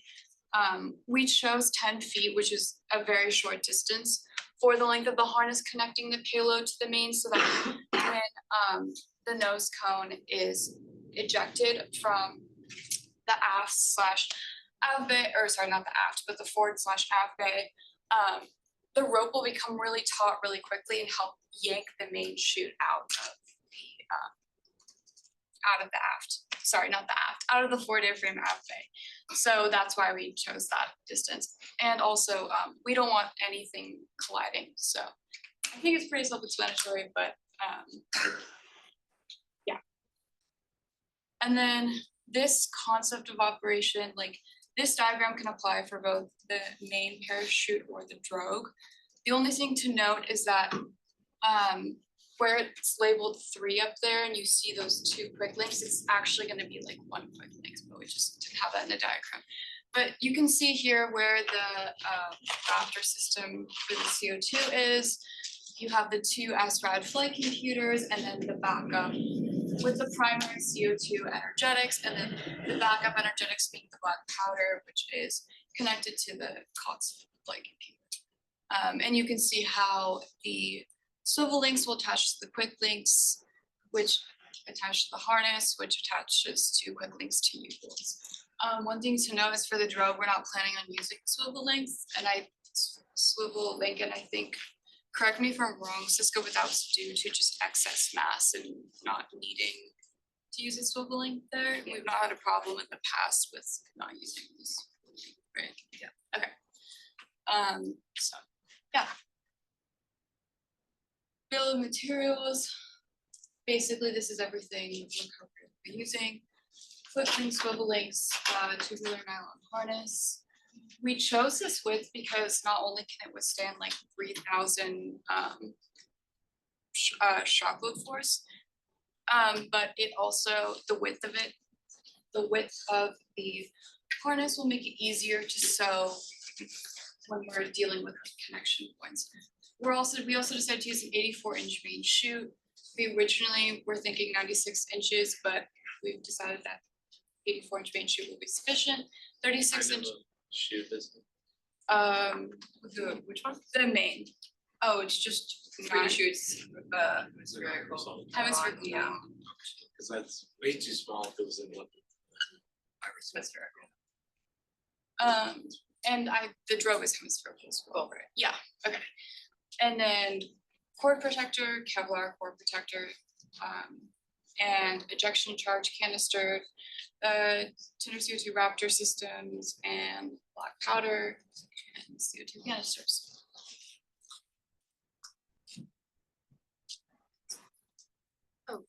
Sorry.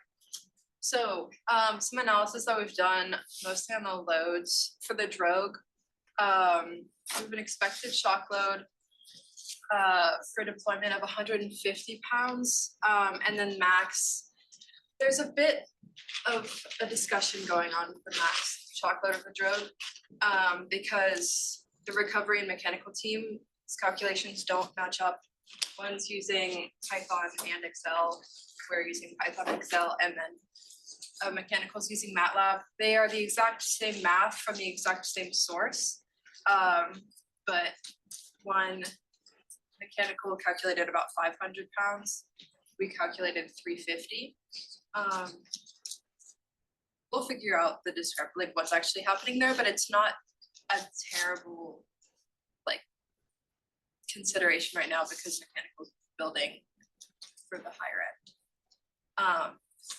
And then shock load with a main, it's oddly low. 11 pounds is expected. 26 is max at 90 feet per second deploy speed. This was calculated using a different equation from the drogue. But if you're familiar with OSCalc, Sam, from Gene something, that's the program that MIT used and we stole it from them. And then I emailed, that was specifically used for drogue because it uses some analysis that doesn't assume linear ejection, meaning the parachute and the entire rocket separating completely linearly in z direction. The main does, so they have a separate calculation that just assumes linear in terms of filling of the main and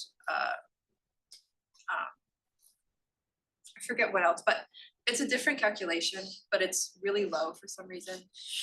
Do you think that that's a valid expected shock load of the main, 11 pounds? Does sound low. Yeah. In the general, names usually aren't quite as bad because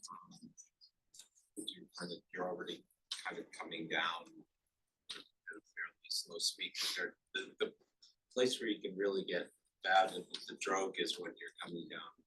If you're already starting to come down ballistic, like if it shoots out a little bit late. But you still get load on both of them, depending on how energetic your rejection is. So it can be, but with the long shock current, that's also dissipated. So it's hard to say. Yeah. These lows are still work in progress. Yeah. But other analysis we've done, descent under drogue, 100 feet per second, descent under main, 24.5 feet per second, both within the range of requirements from IREC. And then also the sewn loops in the harness, we sew 6 inches of overlap with about a 1.5 inch loop in the tubular nylon with 11/16 width. Just 2 X's on using a sewing machine standard sewing thread. We tested the strength of that to be about 1,361 pounds. However, it's almost definitely over that because the breaking point of that was actually this separating and the ripping of the material itself, not the breaking of the loop, because there was friction with the clamps on the instrument. But still, that's a really good force to withstand. And then, did you want to do that?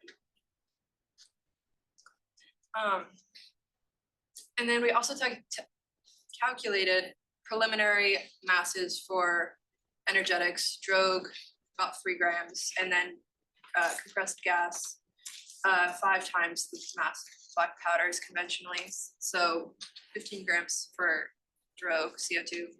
Main, 4.4 grams of black powder and CO2, 22 grams. And then for shear pin calcs, main probably use about 6 shear pins, 440 nylon shear pins. Drogue, 3.4, so probably 4 shear pins. And then we'll do flight tests to confirm those energetic masses and confirm the shear pin numbers. Check shoot fill times to then input into the load calcs. Test with SRAD flight computers, and also ensure correct harness lengths of the stack. So manufacturing plan is, as she was just talking about, sewing connection points on harnesses before the first test flight. Then the rest of the manufacturing kind of plays into the actual integration of the rocket, which is going to be integrating the CO2 Raptor system into the bulkhead of the app bay, and then connecting that to the flight computers. And then similarly integrating the backup black powder wells and connecting it to the flight computers while ensuring that the flight computers are off and that the rocket's not armed. So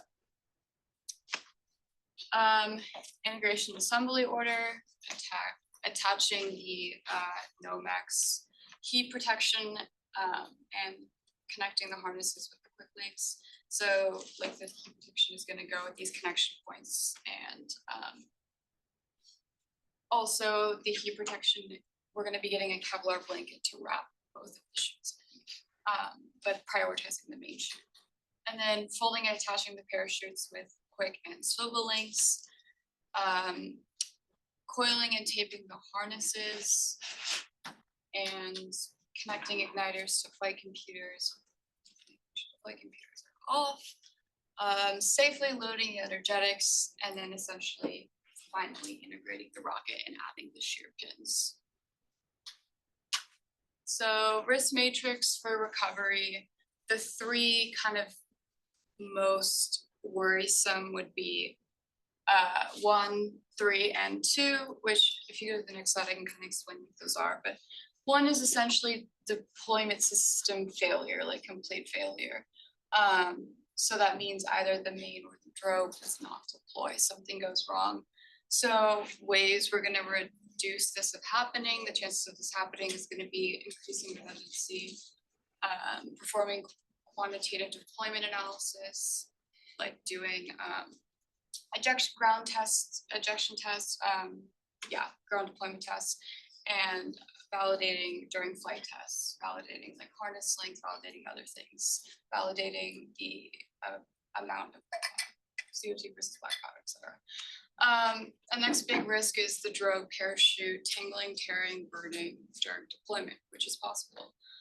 Ways to reduce this would be using ultra high speed drogue, long shock cord lengths to maximize the load time, and then also adequate fire protection, adequate heat protection with Kevlar.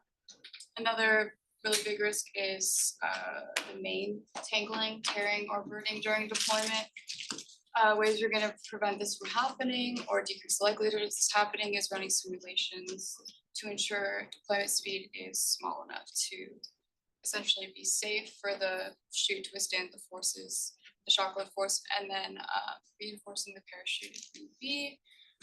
To prevent zippering inside the airframe, remove any sharp edges, and once again, make sure there's adequate fire protection, that the main is adequately covered in a Kevlar blanket that's going to protect it from any sort of learning.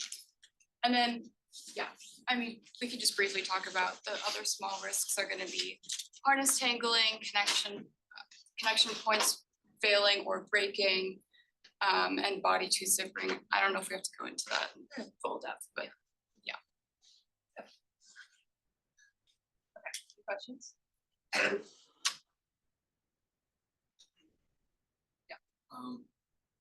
How do you feel about the 1361 pounds you have on the harness? Whenever you consider, because I know it's like a really silly failure, the jaws tearing.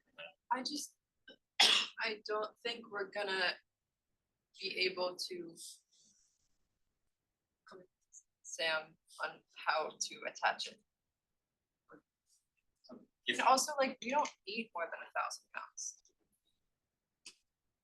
Guess we have to pull it out before you. Wait, no, the connection stayed, didn't it? It was the Oh, yeah, actual no, harness. you're right. The connection is to the. Oh, can we count that as a twist? How much can your truck pull? Alright, sounds good. Yeah, and the other thing was just to note it, or whoever's taking this note as an action that mechanical permission check. I can figure out the drogue and stuff.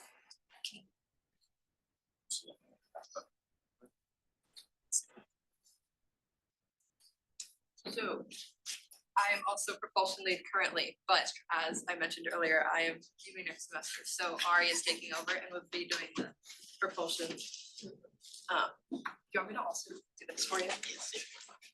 Thanks, Ari. Great. Hello, everyone. I'm Ari. So this is the sort of design overview for the motor that we're going to be using, which we'll get into later on. We're going to be using a 98 millimeter diameter motor that's approximately, I think exactly 1,046 millimeters in length. It will be manufactured by Aerotech. And the propellant will be COTS ammonium perchlorate, I don't know how to pronounce that, composite propellant, which is also APCP. The motor casing, which will be a reloadable motor casing, will fit into the fiberglass motor mount tube, which is inside the booster section. The thrust will travel from the motor into the thrust plate and then directly into the airframe walls to actually propel the rocket. For the positive motor retention, we'll use an Aeropack flange bolts, adapter bolts onto the thrust plate, and Aeropack COTS motor adapter will allow for the 75 millimeter diameter motors that we'll be using for our test flights. Okay, so we have two options for motor casing. The first one is that we currently have a Pro 98 6-grain case. We will get into that more later. If we use this one, then for the actual competition motor, we're going to need to use a Pro 98 to Aerotech RMS forward seal adapter to ensure that the Aerotech motor can be used with the CTI motor casing, if that's the correct terms. Okay.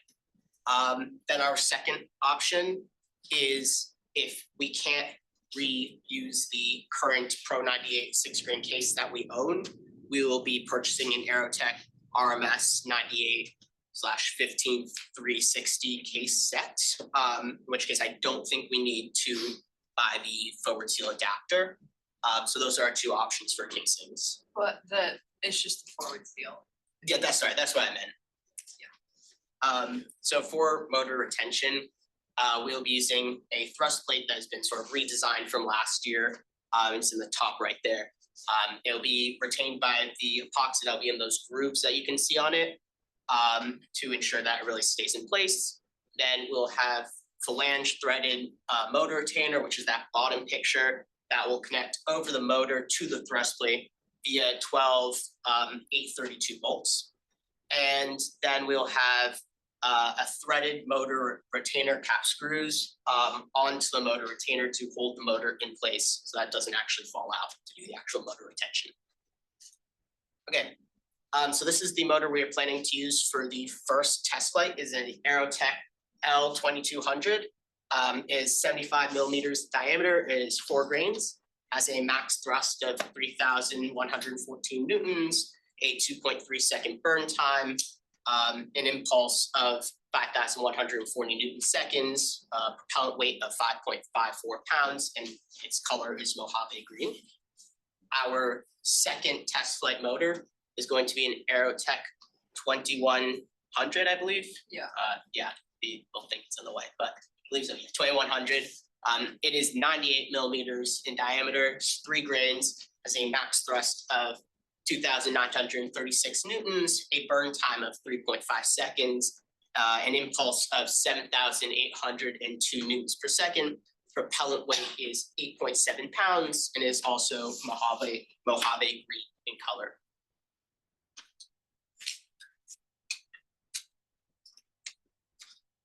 But then for the actual competition, we will have there are a couple options for motors. Currently, we are thinking about using an Aerotech 2220, which is 98 millimeters in diameter, is 6 grains, has a max thrust of 2,647 newtons, a burn time of 5 seconds, an impulse of 10,663 newtons per second, or Newton seconds, and propellant weight is 15.8 pounds, and it is dark matter is the color source scheme. Then Cisco is going to talk about the backups there because we have two possible options. And she knows a little more about this than I do. So N2600 is our Cicerone backup. It's almost the exact same specs. In terms of the flight profile, I don't know actually the max, but oh wait, did you want to talk? I'll talk about that. Okay, so Nico actually went over this in the beginning, but for the N2220, we're looking at an apogee of 10,318 feet. Thrust to weight ratio, perfectly fine. Velocity off the rod is iffy, 79.7 feet per second. So we're gonna need some serious reasoning behind that if we end up using this. Max velocity, 945 feet per second, which is good in terms of fin flutter velocity. Max acceleration, 8.43 Gs. Landing speed, 25.5 feet per second, which is also good, and time to apogee 25. And then the other option is the N3300, which gives us a much higher apogee, but that means room for error, room for mass, room for thickness of fins. Thrust to weight ratio also fine. Velocity off the rod much better, 96.1. Velocity, not great at 1,200 feet per second. We'll need to work with mechanical to work up the fin flutter. Velocity on that because I think that's outside of the error range right now we have. Max acceleration 10 Gs, landing speed lower than the 22201, 22.7 feet per second, time 26 seconds. So those are about the same total cost, right?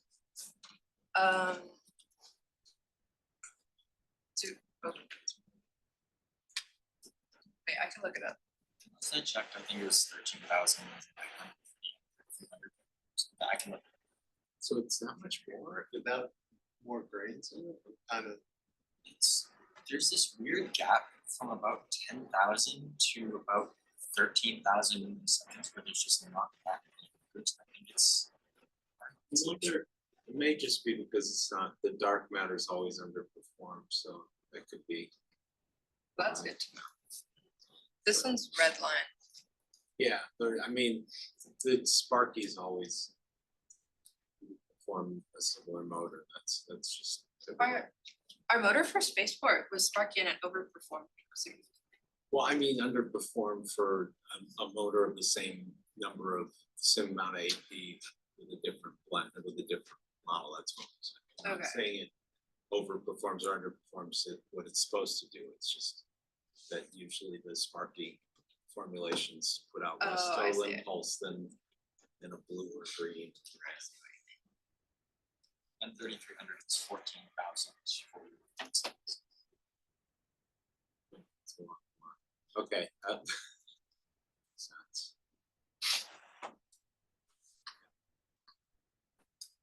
I'm pro this. I mean, as long as your weight doesn't end up being a lot more than you think, it doesn't end up being high, because I mean, that's, you don't want to get any worse on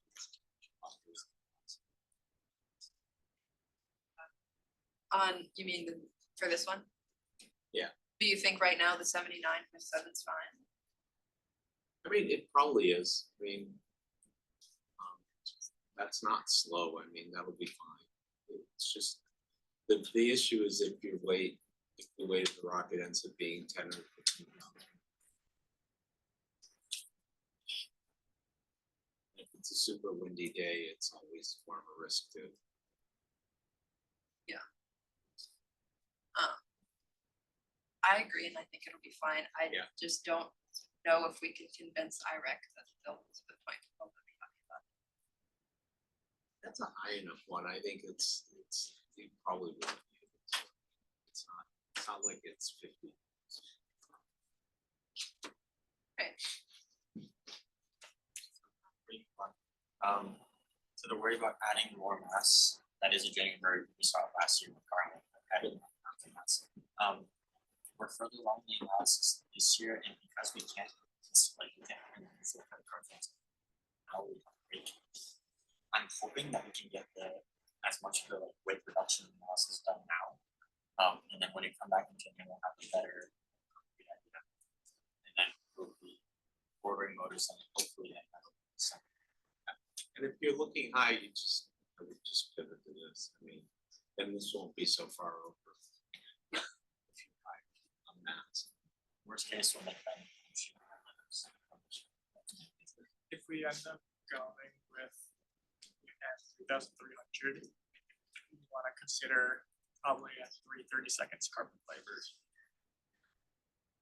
But if we do tensile testing on the 1/16 carbon fiber anyways, we can just apply those shear modulus results to a 3 30-second C, and I bet that is in the range. Do you have any spare carbon plate for the carbon card? I think. Two carbon plates, we've done layup on at least one of them. Yeah, we don't don't layup. remember off the top of my head if we did a layup on the second one or if that is not. I think we only lay up to 1/16, but just a quick like calc shows me that this velocity, a 3 30-second fiberglass might be iffy. It's like, it's close to the 1.5, so if we do go with this, we should decide early on. Yeah, I mean, with this, you're gonna go all the way through the transonic range, which is always the hard part. So is the other one, you're kind of not just touching it. So it's less of an issue.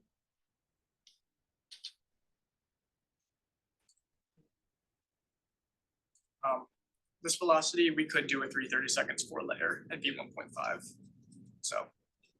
Does that add much thickness? It's a bit thicker, but it was one of the ones that we have tested thoroughly, so. Does it also add more mass? Like significantly? It doesn't add too much, I'm less worried about the mass and more about the added thickness. But I guess if it increases our apogee, like the decreased aerodynamics would still be like. There's also the bit flutter for the removable fins, right? Yes. I would have to redo the reduced wake flow to compare. But I think the removable fins would be okay. So we have that extra margin. Yeah, it's 1.9, so, yeah. Alright, yeah, let's move on if we can. We'll save it as an action, just so we might like end up having to do more analysis as a secondary option. I'm sorry, yeah. Just as we will get to 10,000 feet. Okay, yeah, so this is the risk matrix.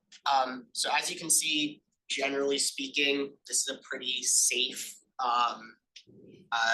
part of the rocket. There's only really one thing in the red and one thing in the yellow, otherwise we are in the green. If you want to go to the next slide, I Very can safe part of the rocket. walk through. You know what I mean. So the only thing we have in the red is basically it exploding. So we are going to just take a lot of care and make sure that we integrate it properly, and don't create any unnecessary risks or reasons for it to explode. And then the only thing that we really have in the yellow is if the motor casing is broken or gets lost. And so we just plan to not break the motor casing and not lose the motor casing. Then everything else, I don't know if we really need to go through those as much. But we have something about improper heat or pressure protection / equalization. So we're just gonna make sure the phenolic liner is in good condition and there are adequate pressure holes. Then if the motor is out of stock, that's probably not too big a risk because we are just going to order it with enough time in advance and have backup motors in place to ensure that we get the motor that we need. And if we have any sort of issues with the actual hardware, like we did last year, where the grains were like a little bit uneven on like one side, we'll figure out the best solution at the time. That could be like sanding the liner down a bit or cutting the grains a bit, but we'll figure it out as we go. We don't expect that to happen. For the second one, I apologize, I meant to make that not so unprofessional, but to minimize that risk, well, we have the 98 millimeter, we'll probably will purchase another beam, and we'll have backup. We'll also take full care to actually not break or lose the casing.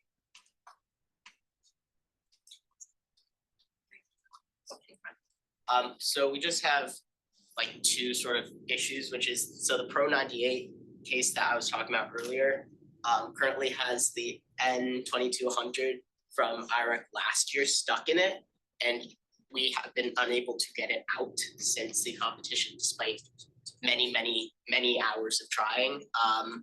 We are going to sort of try and figure that out, but if not, that's when we're gonna have to buy the Aerotech casing instead, RMS casing instead. And then the other thing is just to make sure that we get any equipment we need. We're just gonna stay in touch with manufacturers and vendors. Questions? Last one question, can we go back to the risk table? In 3, what are the equalizations? Pressure. Pressure is just like airframe pressure.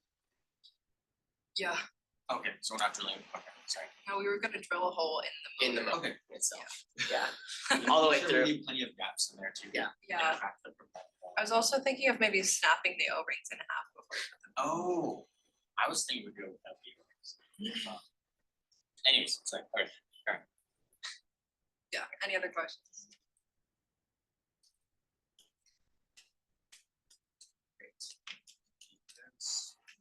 Alright, so once again, my name is Ari. I am one of the payload leads, then Ben, if you'd like to introduce yourself. Yes, my name is Ben, and I'm also one of the payload leads with Ari. We're gonna try and get through this pretty quickly, just because we're on a bit of a crunch for time. So for an overview of the payload, right now we are planning on having it be 2U, which means it can be 10 centimeters by 10 centimeters by 20 centimeters in a CubeSat sort of form, so just a cube. We plan to have that go up to roughly, hopefully 10,000 feet, assuming that's the aperture we get. It is going to weigh 4.4 pounds, plus or minus 0.4 pounds for actual competition requirements. And it will be very easily removable from the rocket. So the plan for this payload is to test the effects of launch and flight in amateur rocketry on the components of a circuit. So, and these are components that are ones that you can buy easily online. So we are planning on doing this using resistors that are just commercially available. And we want to see how vibrations and mechanical shock can affect those components. The payload is going to be either bolted directly into the nose cone, or it'll be bolted through the adapter into the nose cone. The adapter might be epoxied, it'll be bolted into the adapter. We'll get into that more later. And then, yeah, it'll just make sure to follow all the general rules for the competition. So for the CAD, you can get started with the payload adapter, which as of now has this kind of strangish shape. But the main idea is to have this be like an intermediary between the actual rocket airframe and the payload kind of cube that we have. It connects to the payload forward airframe, but the biggest issue is that we want to optimize the mass a little bit, just because or else the payload will be too heavy and go way above the requirement. So we want to kind of optimize that, and it'll probably be bolted into the airframe. As for the actual frame, which is the cube that we're housing the experiment in, the biggest issue is that it is around 9-10 pounds if we make it out of aluminum as designed right now. So we do want to reduce that and do some optimization, either using Altair or just generally like extruding out certain sections that are not necessary. Just in general, reduce the mass. And it will have this shelving system that you can see built in. which will have shelves going into to hold the resistors and whatever other electronic components we choose to test, which we'll get into right now with the shelves. These are kind of like little pill cabinets looking. And yeah, we're thinking of potentially now to secure the actual components into these little slots using maybe zip ties that go through holes just to keep them in place. And on top of these shelves, we'll have some fiberglass, or I mean not fiberglass, acrylic or some kind of plastic as like a top to keep everything in place. We also have the payload door. The biggest concern we have with this now is what material to make it out of, just for mass considerations, and Ari will get into that later with the manufacturing. But it doesn't really have to hold a lot of structural weight, just because it is vertical and bolted in, and it's not really, resisting any weight. So we will be able to reduce a lot of mass on this end. For the payload bulkhead, we are for sure making this out of aluminum because it does have to hold, the entire the shock weight from the recovery system. This will be bolted into the bulkhead, into the payload frame, and again, we want to optimize the mass. That's just because we want to keep the payload system as lightweight as we can while also adhering to all the requirements we want it to have. Alright, so for analysis on all of this, pretty much we have to work with the mechanical team to determine how much shock load the various components can take without shearing. So that will be done at a later date. So that has to be done on the forward adapter, has to be done on various materials for the adapter, has to be done for the actual payload. And then we need to double check any shear calculations for any bolts throughout the entire payload. So for manufacturing plan, if you could just hit the switch. So for the manufacturing plan for the main payload, it's going to be made out of aluminum 6061. The current idea is that we are going to mill those little slots that these shelves will go into, and also mill the various holes for bolts where the door attaches or where the U-bolt or bolts from payload to, or bulkhead to payload, etc. attach. There is a possibility that just for ease of manufacturing, it will be made out of 3 sheets. It'll be cut vertically so that we can mill those slots. Because if you can't really see in this picture, but there's a slot on the left, in the back, and on the right. And so we'll try to mill those pretty quickly. For the door, it will probably be 3D printed because it is not really taking any of the shock load, and that will reduce mass significantly compared to making it out of aluminum. For these shelves, they will also probably be 3D printed because they are not taking any of the load for the shock of the main deployment that will be going through the structure around the shelves. And we are going to try and make sure that they don't break by just ensuring that they are thick enough to not snap just from other possible vibrations. And then for the payload bulkhead, that will be also, as I said before, made out of aluminum 6061.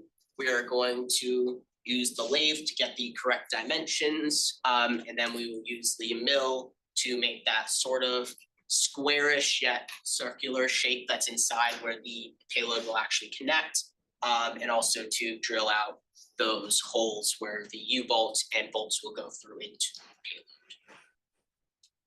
So for assembly, the adapter will be permanently bolted or epoxied into the nose cone. That's yet to be decided. The payload will then be loaded into the trays, then loaded into the payload. We'll then bolt on the door. The payload box itself will then be put into the adapter and secured with whatever method we end up deciding to secure it with. We'll then put the payload bulkhead underneath it. The U-bolt will go up into the bottom of the payload. We'll drill in the bolts that are securing the payload bulkhead to the payload, and it will be ready to go. Okay, so this is the actual risk table. We only have 2 big risks that we are very worried about. So that is if the adapter separates from the nose cone, We do not believe this should happen as long as we perform the correct calculations. Those just have to be done. But if that does happen, that would mean that the main chute would be unable to deploy properly and the nose cone would go plummeting to the ground, so that would be obviously an issue. The other big concern is if an the O-ring that is around the payload bulkhead fails, and it fails to the point that the pressure that builds up in the forward airframe prematurely causes the nose cones to separate during ascent. That would obviously result in loss of the rocket. We do not expect it to happen to that degree. We expect that there's a possibility the O-ring might like twist or something, but shouldn't cause premature separation. There are a few other things, but I know we're sort of short on time, so I'll just quickly run through them. Which is that if the payload separates from the adapter, we don't expect that to really happen because we're going to perform all the necessary calculations, shear calculations, and then ensure that it is properly installed and secured upon integration. If that were to happen, it would once again cause the main to not be able to deploy correctly and the nose cone to go falling off. But it's much less likely than the adapter separating, which is why it's yellow instead of red. If the payload itself breaks, we really think that's unlikely because the way it would be secured if it's manufactured in 3 parts instead of 1 is vertically, so the shock load would not be able to rip it in half. But it's still a possibility, but it's very unlikely. If the payload shells snap or the door comes off, we lose the experiment, but really that's the only impact that would have. So it's probably also very unlikely, and if it happens, it doesn't really matter for the rest of the rocket. If there is a mechanical failure of the bulkhead or of the U-bolt, then obviously that would be a major issue. However, we don't believe this is going to happen because we will do, again, all the necessary calculations to ensure that we to ensure that the bulkhead is thick enough to take the shock load from the main deployment, and same with the U-bolt. If there is a failure of the screws that go from the bulkhead into the payload, again, would be a big problem, but we don't expect it to happen because we will do the necessary calculations to determine how many screws we need to ensure that it doesn't break.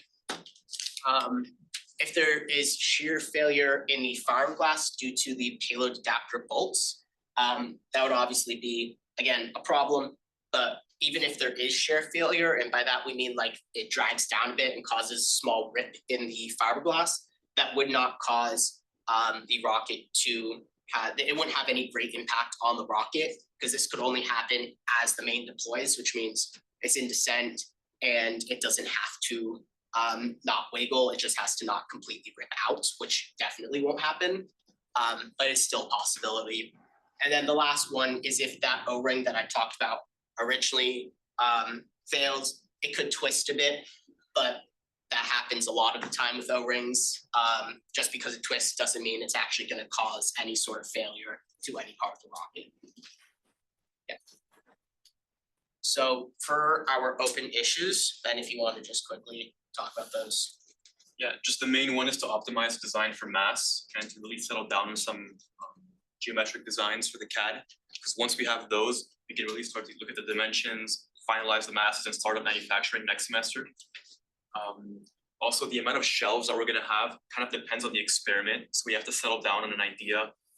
The main idea for now is, as already mentioned, to look at how rocket flight affects the effectiveness of resistors, but we don't know the exact quantities of everything. We're supposed to. Yeah.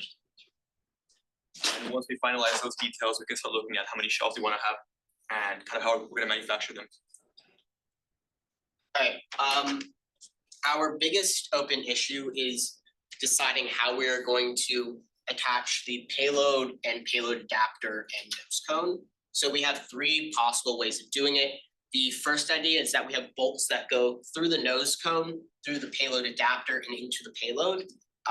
We don't particularly like that idea because, as you can see in that little thing that says load line over on the, I guess that would be the right, it says that it goes from the chute to the lines to the U-bolt to the payload bulkhead to the payload.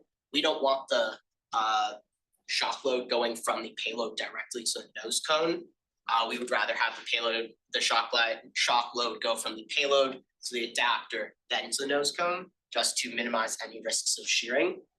So our two ideas to deal with that are we either epoxy the payload adapter into the nose cone and then have bolts go through the payload adapter into the payload, but not through the walls. So it'd be sort of two separate methods of attachment. And then the other idea is if we find that the epoxy isn't going to be able to hold in that case, we would do a similar idea but with bolts instead of epoxy. So there would be bolts going from the nose cone to the adapter, and then separately bolts going from the adapter to the payload. And if there's any questions about that, I know it's not super straightforward in the picture, or maybe in the way I said it even, I can explain more. But yeah, so that's just something we have to do calculations and decide on. Our schedule is just, we have to wait until we've done those calculations, done that analysis, so we can finalize the design and then build and order parts. All right, that's all for the payload. Any questions about that? Oh, Nico. So for the payload door, just wanted to note that it's not taking the shock load. It's not taking like any longitudinal loads. And we shouldn't see a ton of spinning because we do have a relatively high like rotational moment of inertia. But if something happens and you do end up spinning really fast, then those trees are obviously don't want to slide up. So that would be the primary failure mechanism. Yes. Which is why it's going to be securely bolted in. But our thing is that even if it does fail, that failure only, I mean, we'll lose the payload, but the rocket itself will be fine and survive that fact. Yeah, that's a good backup. The other two more actually. Well, I guess two. I know. On 158, when we do the weight analysis, if it turns out that we can simplify even further for machining, we should definitely do that, but again, that will come in the future. And then, I should also I forgot to say, there's a possibility we will make this 1U instead of 2U if we find we can't cut down the weight enough, which will obviously reduce the experiment size, but we'll just have to live with that because the payload does have to be like 4.4 pounds on the dot in order for all of the other simulations and calculations for the rest of the rocket to work properly. Sounds good. For 161 for the payload bulkhead, I think we said lathe and then CNC from our experience with trying to lay parts that in. So we'll probably do water jet and CNC. My only concern with that would be if more water jet the outside of it. Yeah, the lengthening the holes. Okay, cool. I just wanted to check because I was like, if we try and water jet the little thing in the middle, it's gonna that one really, Okay, cool. Yeah, that we can do that instead. That will work. And then last couple of things, can we go back to the risk table? So 4, 5, and 6, you had them listed as really low likelihood and also low impact. Why are you listing the impact that low? The likely, okay, so for this, for 4, it's about the likelihood. Sorry, I meant to ask 6, 7, 8, that's on me. Oh, okay, wait, which ones are 6, 7, and 8? I might have looked at the wrong ones. 6, 7, and because the way I'm thinking about it, all 3 of those, like mechanical failure of U-bolt, failure of bulkhead to payload screws, or the nose cone coming off, could like create a falling projectile that weighs maybe 6 or so pounds. Yeah. Sorry, continue. And if you go back to the risk table, that does seem much more towards the like loss emissions. Yeah. So I can speak to that, which is for at least to start with. I'm sorry. if we talk about 6 and 7, because 8 is the part one that's maybe hard to justify. The reason they are where they are is especially because of low likelihood, and even if they do break, they don't necessarily have to break in a way that completely makes the nose cone come off. There could be like small fractures, there could be some larger break, but it could still remain bolted in place. So we think that it doesn't definitely lead to a falling projectile from the nose cone. For 8, I can understand more, or no, sorry, I misspoke. 8, we don't worry at all because the shear, even if it does shear, isn't gonna make the nose cone fall. We're imagining it'll have a small tear in the fiberglass, but it's not gonna shear all the way through the nose cone and all the way through the coupler tube. The load just isn't going to be enough as long as it is properly secured. Sorry, so I misspoke. And then for 6 and 7, it is what I said before. We feel that it's a small likelihood of there being a break, A, and B, doesn't necessarily mean that it fully creates a projectile. But I can sort of understand why you might think that it would be more in the 5 category on this table. We just don't think that they belong there because it's such a small likelihood, and even if they do break, saying that they're breaking is a like very broad term. Like if it snaps in half, then yeah, it's much more in the it creates a falling projectile phrase, like part of the table. But if it like has a hairline fracture, that technically falls into it breaking, but nothing's really gonna come from that. So I feel like the ranges from, if you look at like impact, ranges from like the 2 column to the 5 column. And we just happen to put it in the 2, but I guess if you're looking at the most severe case, we could put it in the 5. Yeah, I think I understand all that. I understand the like low likelihood, all the, I have no doubt that you guys are gonna do all the proper routine, right? So it doesn't happen. I think just for the purposes of a risk table, the point is to just find the worst that can happen and prevent the worst from happening. And in this case, the worst that can happen is those screws tearing out, or the screws breaking, or something. For those specifically, there's not necessarily a good way to test it. I know there's margin with screws yielding and U-bolts yielding and all that, but when we do say failure in this context, we mean in terms of risk consideration of like ultimate one. And so that's perfectly fine to have as a like super high impact risk, super high impact low risk, because it's something that we can like progressively de-risk by doing that analysis and doing the testing. But yeah, it's one of those things where we can't help the fact that if this comes apart, it comes apart. You know? But that doesn't mean if we think it's in that case, I feel like there's in that case, I feel that there's a lot to this table that should be redone, because that was not necessarily how we were thinking about it as we did it. Could we like stick like a streamer for like tiny shoe on it potentially, like in case we have this bit like flying out, so it wouldn't be just like free fall? Could be like at least some like backup. Yeah, like in up in the inside the nose could, yeah. Yeah, it's like have it attached to something, so if it somehow does end up outside of the rocket, then it wouldn't just be like. Oh, it's not a bad idea. Nico, I think you may have noticed that. That's something to talk about with Cisco and Juliana as a recovery. I will say also, the shock loads that Cisco mentioned earlier were actually quite much lower than what we had in mind while we were making this table. So although that would again, like, you know, keep it in the low likelihood, in the case that it does happen, it should probably move into the red section just because it is, you know, worst case scenario. Consequences are pretty big, so. But yeah, it's something just, to mention. we already have a pretty large factor of safety built in because we have apparently slightly incorrect numbers for the shock load. So, anyways, thank you guys so much. Thank you to everyone who presented. Thank you guys for coming and for sitting here through almost 5 hours of design review.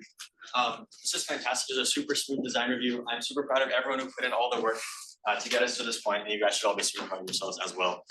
Next semester is going to be great. We're going to do lots of building, lots more analysis and testing, and we'll hopefully get to see some things fly Fingers crossed, nothing will break, but if it breaks, it'll be exciting, and if it flies, it'll be even more exciting.